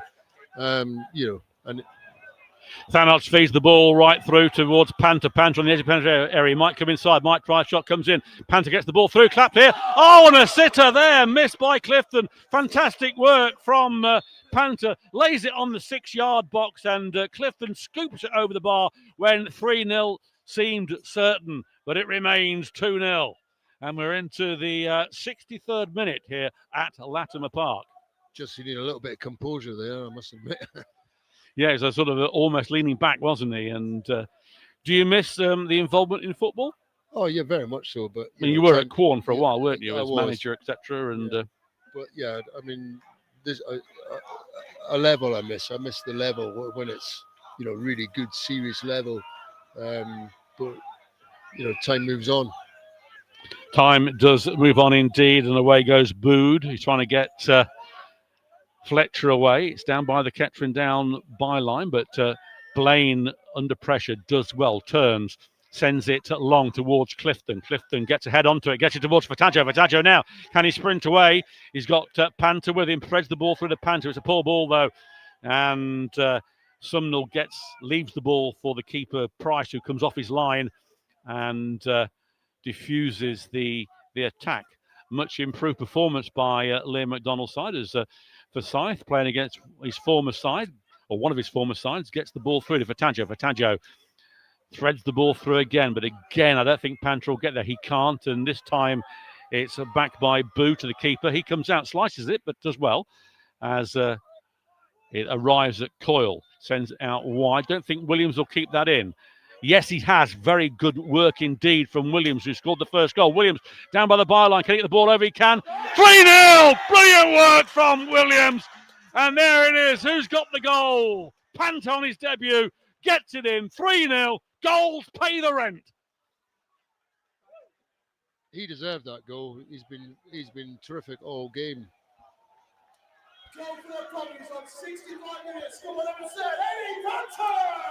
What a good piece of football that was from Kettering Town. Right down by the byline from Williams. Threads the ball through. And there's Panther beaming down on it. Rifles it past Charlie Price. And the Poppies take a fantastic 3-0 lead. That should be game, set and match here. And I bet you're glad you're up here watching this from downstairs. To be honest, it's really exciting. What was really good about that was both wide players were involved. One crossing it, one finishing it. And they both deserve it, to be fair. The lad has just scored.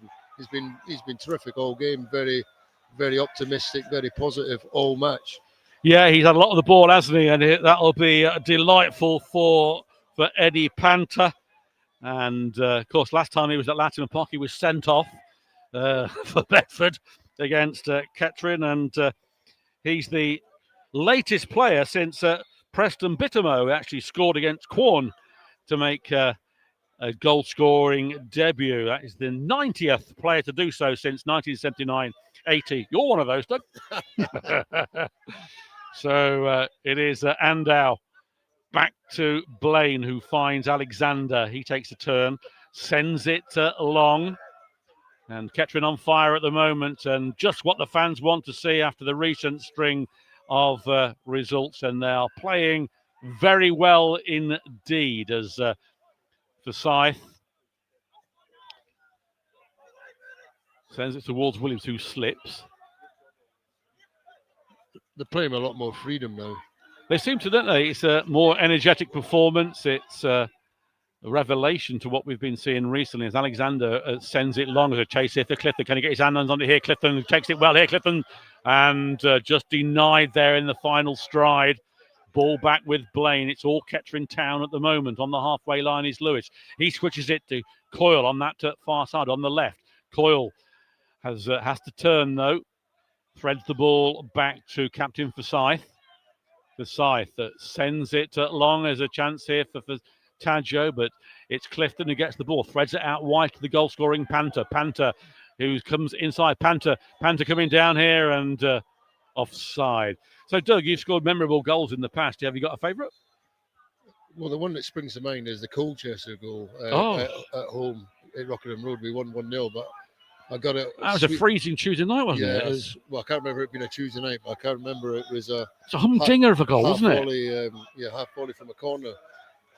Just one of those ones that you hit that as soon as you let fly, it's in. That's the one that stands out. Because Colchester were a decent side in those days, weren't they? Yeah, they'd been relegated to the to the conference, and we didn't have a very good record against them, and very rare indeed. But Yeah, I was pleased with that one. it's a shame, really, in those days that we hadn't got this video technology that we have now to record some of these goals. Well, I think it's on a VHS tape somewhere, which is VHS, I remember it. Probably in the garage somewhere. At least you've got a copy of it. So if you can find any equipment to play it on, but goal kick then to Stourbridge taken by Price.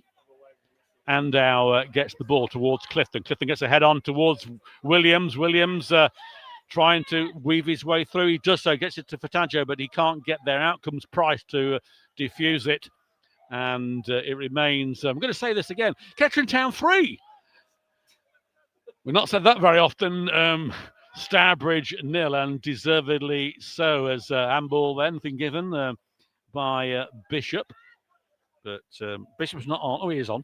I thought he'd gone off, but it's out wide for Stourbridge. Can keep a clean sheet. It goes out for a corner. So I'll hand you over to Gary.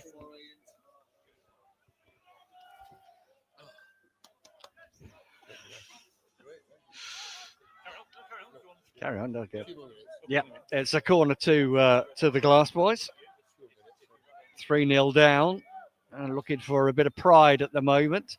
It's a short corner. The crossing out does now come in. Flicks off a Kettering defender to Lewis, and Lewis though runs the ball out, and that will be a goal kick to the Poppies.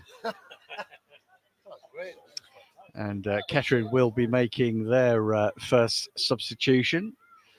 See, Kai Fifield is ready to come on, and Callum Powell as well. So I would imagine it's going to be Kai Williams as one of them to go off, and it is indeed.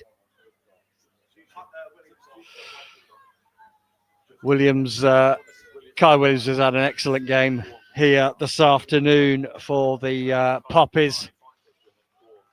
Set a goal up, scored a goal himself. It's been the best game that we've seen from Kai Williams in a red shirt.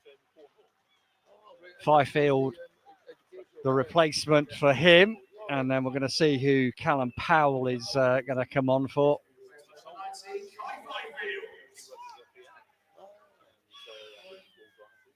And the second substitution is James Clifton. So Clifton with the return goal for the Poppies. He's coming off. Callum Powell is coming on. And I would think that means Eddie Panther will go to the centre forward position, perhaps. Indeed, it does.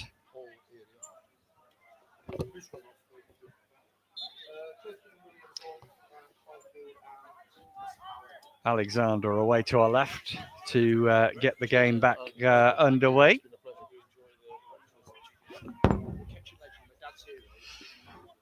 Clears across to the halfway line. Sumnall with his head on it. Coyle helps it forward. Sumnall again with the head. Forsyth bats it forward back to the Poppies. Panther looking to get there. Sumnall, though, clears again.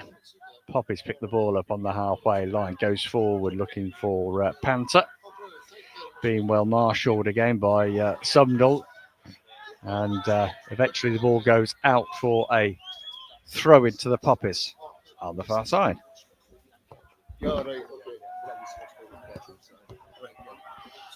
Okay, thank you, Doug, for visiting. Have a great afternoon. We'll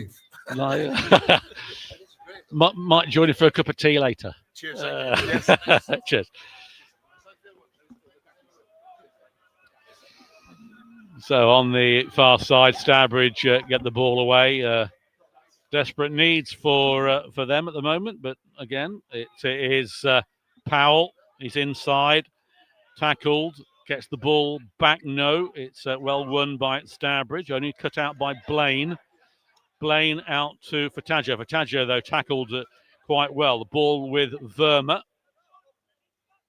As it here, pitch cutting up quite a lot now. And Andow feeds Blaine Rowe. Oh, foul on Thanodge. And by Aaron Bishop. And it remains 3-0. We're into the 73rd minute. Can we get 4, Gary? Well, at the moment, certainly with the changes, people are coming out to the pitch. They want to impress, and it's Panther actually in the penalty box with the right foot shot. And that's a tipped away from Price, and that's going to be a corner to the Poppies. So we're certainly up for a 4th goal on the pitch and off the pitch. But I have to say, what an afternoon we've had here this afternoon. And great to see a bounce-back game. Much appreciated by the fans, the majority of which are away to our right-hand side in the tin at end. Seeing if Poppies can get a 4th goal here this afternoon. Ishmael Fataggio, it will be with the corner kick.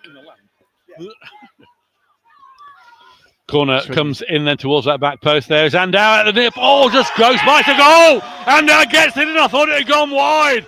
And Andau gets his first for the club. Keeper can't believe it. He's pointing somewhere. And Kettering get the 4th. And what a goal that is from Andau. Everyone thought it had gone wide, me included. Wrong we were. It's in 4-0. It sort of went in slow motion from the header. He was a good 12 yards out when he got his head to it. And you just assumed that it was either going wide or the goalkeeper was going to save it. But he didn't. And, there's the answer to your question, Mr. Cook. Can we get a 4th goal? Yes, we can. That's the first time we've scored 4 in a game, 4-0 against since Spalding on, I think it was August 2024. It's our highest victory at the moment against Stourbridge, and Poppies on fire. And we've still got plenty of time to get to add to that scoreline. Let's ram it as many as we can. Yeah, the question is now, can we score 5? Yeah, my memory isn't that good when we scored 5 recently as Forsyth gets the ball back to Andau. And quite a few opening their account, but he gives the ball away to Rowe. Rowe threads it through. There's a good chance here, but Andau gets in, finds Lewis.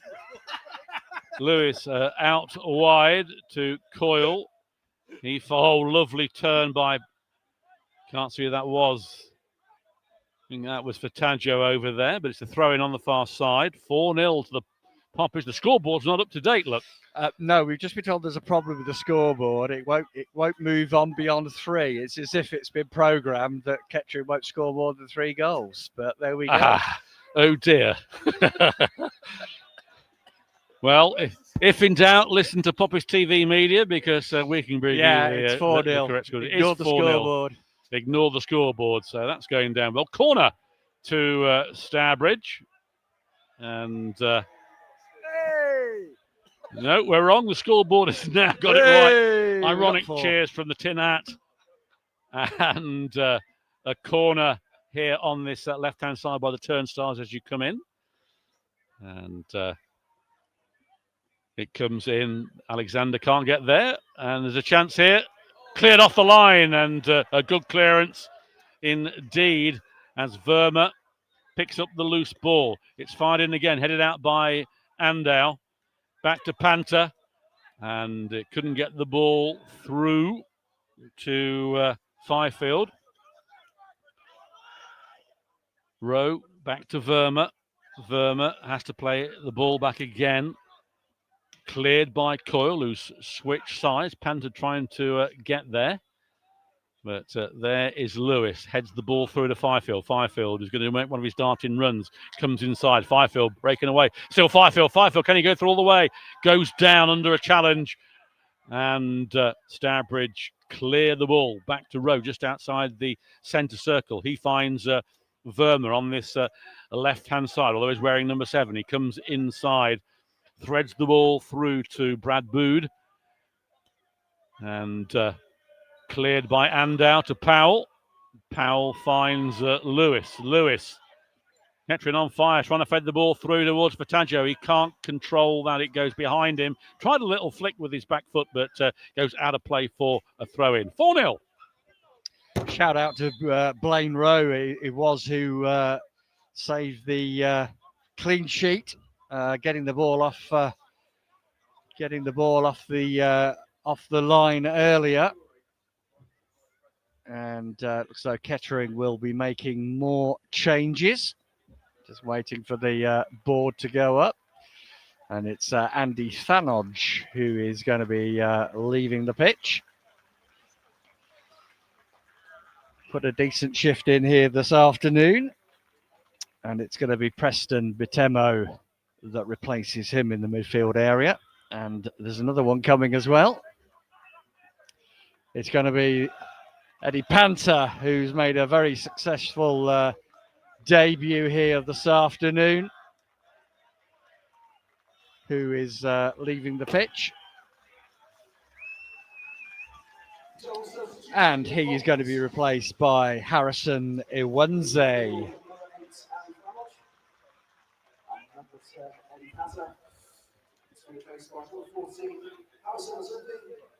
Great debut from Panther. Good goal indeed as well, and an excellent performance so far from the Poppies. And it'll be interesting to see who our match sponsors give man of the match.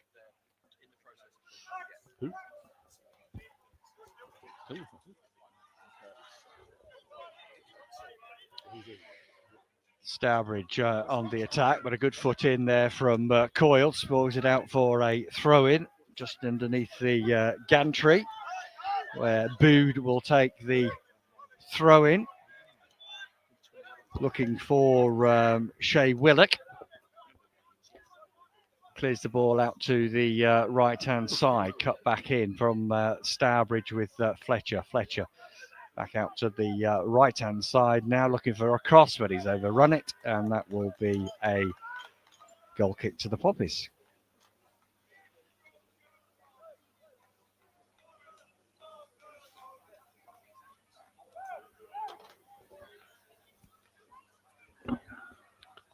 Oh, good. 793. That's 793.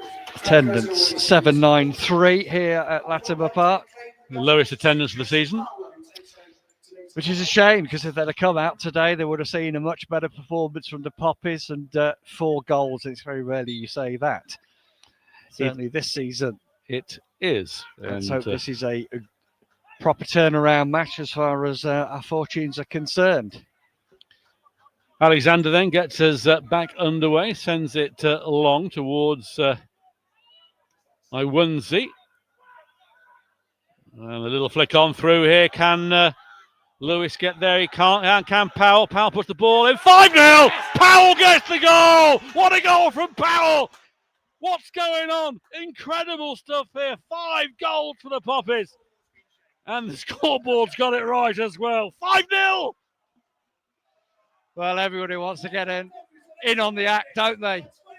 And this time it's Callum Powell that takes his bow in front of the Poppies fans away to our right. Left foot shot close in range, finds the corner of the net. Stourbridge, well, they look despondent. They look like a thoroughly beaten team, and that's exactly what they are. And talk about a bounce back game as far as the Poppies are concerned. This has been certainly it here this afternoon. What an afternoon. A great game to commentate on. We've had 5 goals for the Poppies, and we've had 2 legends on the gantry with us. Oh, sorry, I thought you meant you. Well, yes, apart from me, Cookie, of course, Sir Craig Norman and Dougie Keast, and 2 players who figured very heavily in my past. And 5 different scorers. That doesn't happen very often, does it? Past life as a Kettering Town fan through the 70s, the 80s and the 90s onwards. So it's been a real treat, it has been, this afternoon. It has indeed, and the Stourbridge fans that have made it are already off. As Iwanze gets the ball through to Powell. Powell does a little pirouette. Gets the ball, lets the ball go out of play. There's Rowe. It'll be a throw in to Kettering. And makes you wonder how on earth we didn't play like this against Stamford and put in a performance like this, which has been incredible. Well, you have to say that Eddie Panther has certainly made a difference. He has. You know, you can see his energy, his work rate, but also his finishing ability, getting into dangerous situations, setting up other players as well. That's certainly been a bit of a spark. Another substitution for the Poppies. Yeah, it's going to be Blaine Rowe. He took a knock earlier. He's gone down again now. Looks like Wes York, I think, Gary, coming on. Yeah, makes sense. Wes will slot into that right back position for these final few minutes of the game. Blaine Rowe's had another good game though for the Reds. I know it's going to be Ish. I thought it was going to be Rowe, but it's not. It's going to be Ishmael Fataggio to leave the pitch, and he's certainly had another good game in that fulcrum position of the midfield. It's hard to think, Gary, of a player that hasn't played well today. Ish getting all the applause. Yeah. Yeah, it's one of those strange games. It will be difficult for the sponsors, I think, to pick a man of the match, because, as you say, there's quite a few really good performances today. For me, it probably between Kai Williams and Eddie Panther, but there we go. Panther's played superb for his first game. Nice enough, had a quick chat with him when we took his photographs prior to the game. Couldn't wait to get started. Referee is going over to see his assistant. Don't know why this is, but having a conflab over there, and now he's coming on again.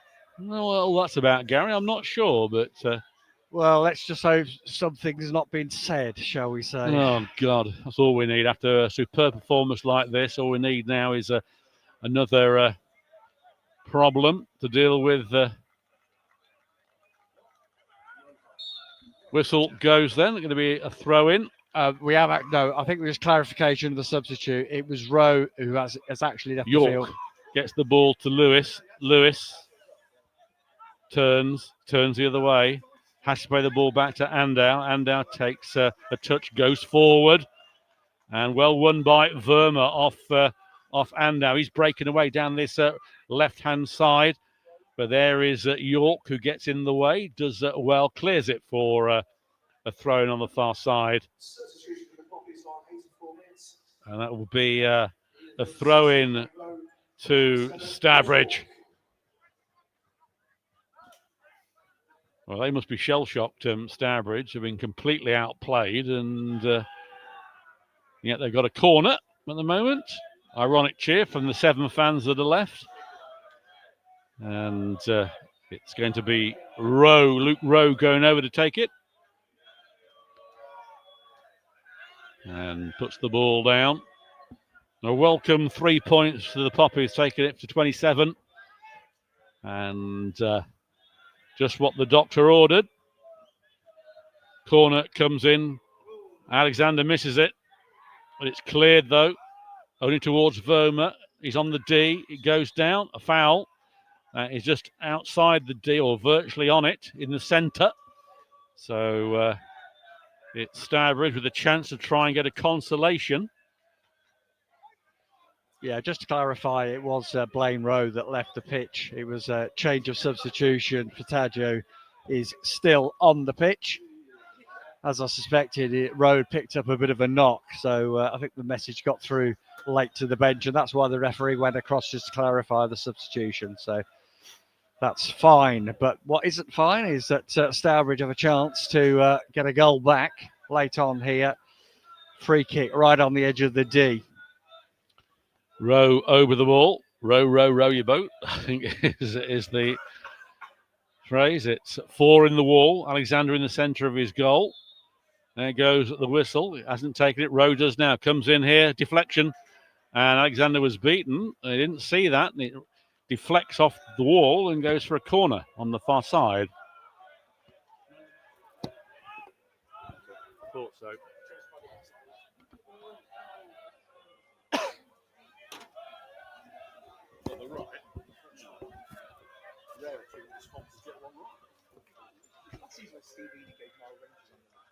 It wasn't played. Corner comes in swinger, flicked in. Oh, what a save from Alexander. He's had nothing to do all game. And he pulls off an absolute world-class stunner to palm the ball away. That should have been 5-1. Alexander shows you keep concentrating, and that's what he's done. Yeah, that was a tremendous save, reflex save, such late on in the game as well. He wants to keep this clean sheet, but Stourbridge have another corner, swung in again to the near post, out by Forsyth. Powell trying to get onto the end of it, and he does to retrieves it. Then it goes back to Wes York. York clears right-footed to the halfway line to Fataggio. Fataggio back to Powell. Powell shepherded off the ball though by the Glass boys, picked up by Luke Rowe. Rowe out to Verma on this near side, being doubled up by York and Powell. Ball ricochets to Alfie Lewis. Lewis tries to clear. He does clear. And Fifield picks up the ball in midfield now, running over the halfway line, attacking into the Stourbridge half. He's still going to the edge of the box, but then loses the ball, unfortunately. And Stourbridge pick up the ball. A good bit of defending by Fataggio, wins the throw-in. Coyle takes it quickly. Poppies still on the look for another goal, perhaps, but Stourbridge do win the ball back with Lewis to Rowe in the midfield area. Back to Reeves. And then it goes long, looking for Verma, but that's overhit, and it will go back to Alexander. He's the greatest. He's the greatest, isn't he, Alexander? It wasn't a TV series. Well, yeah. Alexander the Great, yeah. Conquered the world by 26. Well, he's certainly been a consistent performer for the Poppies since he rejoined the club, has to be said. He wins, he can't get that one. He was being manhandled a little bit, so we're getting into the 89th minute as Stourbridge still fighting away with Dom Lewis, threads the ball through, but York will play that back to Alexander. He sends a long ball down. It goes over everybody. There's a chance here for the Poppies to break forward. He can't get there, and Stourbridge under a bit of pressure, but they do well. They thread the ball out wide. And it is Brad Bood who sends it long, and Bishop threads the ball back to the number 4 Rowe. He switches it on the far side, but Fataggio gets a foot in. It comes off the Stourbridge player, goes over for a throw-in on the far side, and Fifield very quickly gets the ball back, and it's another throw-in to Kettering on the far side. Fifield's little touch was intercepted, and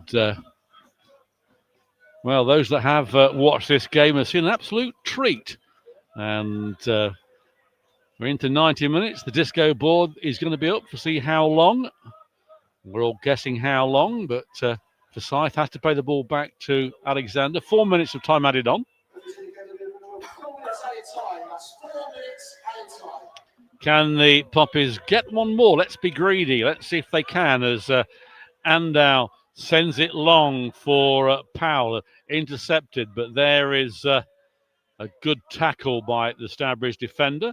Out comes Alexander. He plants the ball high into the night sky towards York. Verma heads it on to Powell, and it's put out by Brad Budd.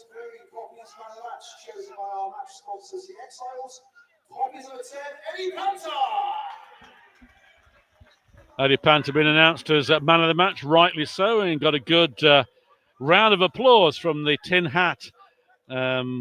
As away goes Verma. Verma with a chance here late on.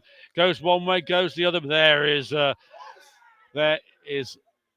Forsyth, who's fouled in the process, gets a free kick, and danger averted.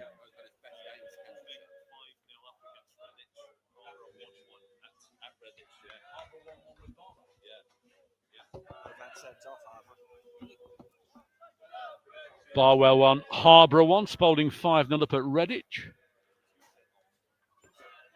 Harborough have 2 sent off. There's a surprise. But who cares about them? We care about Kettering Town, as Alexander sends it long towards Iwunzi. It won't reach him. It's chested down. Good tackle there by Bittermo. And goes out for a throw-in. Needs to go back a few yards. It wasn't where he's taken it from, but that always seems to be the way these days. The Bishop can't control it. Bittermo gets it to Lewis. Lewis threads the ball through to Fataggio. Fataggio sends it out wide for York. York sending it along, a little touch there for Fifield, but cleared desperately by Stourbridge. Goes for a throw-in halfway on the far side as Kettering 5-0 up here at Latimer Park. And on the halfway line, threads it out wide to York. York with a new haircut, looks like. Gets it through to Iwunzi. He does a good little turn there, then still has the ball. Getting his way through, but two Stourbridge players block his progress. Coyle now going to have to react quickly. Under pressure. Stourbridge going forced into the corner flag. And it's the throw-in down by the corner flag to Stourbridge. And we're into time added on. The scoreboard isn't working now as we go into time added on.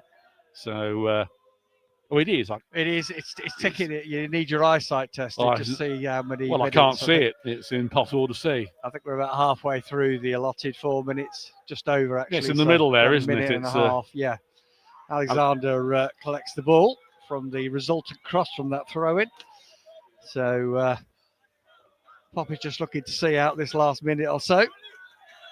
Powell inside the Poppies half goes long, and that's a good run from Fifield. Fifield was in here, he nearly gets his toe to the ball, but Price does well actually on the edge of his area to snatch the ball from Fifield's boot, and might have got a bit of a blow to his nose in the process, so the referee will stop the game.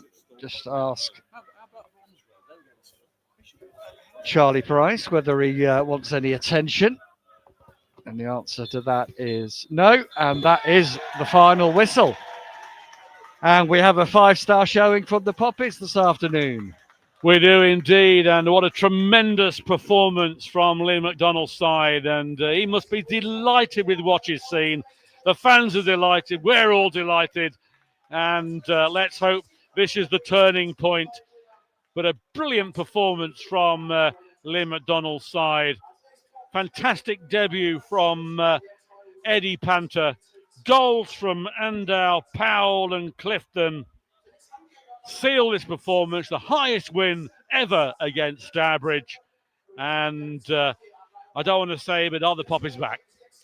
Well, let's hope so, Paul. We go to Hales Owen next Saturday. That'll probably be a sterner test there, but you have to say they've done everything they could do today to turn their fortunes around, and a big boost to the Poppies players, and of course Liam McDonald getting good reception away to our right with the fans. So we will leave you here this evening. I hope you've enjoyed the commentary. I hope you enjoyed the two legends of Dougie Keast and Sir Craig Norman here this afternoon as well. Final score, Kettering Town 5, Stourbridge 0.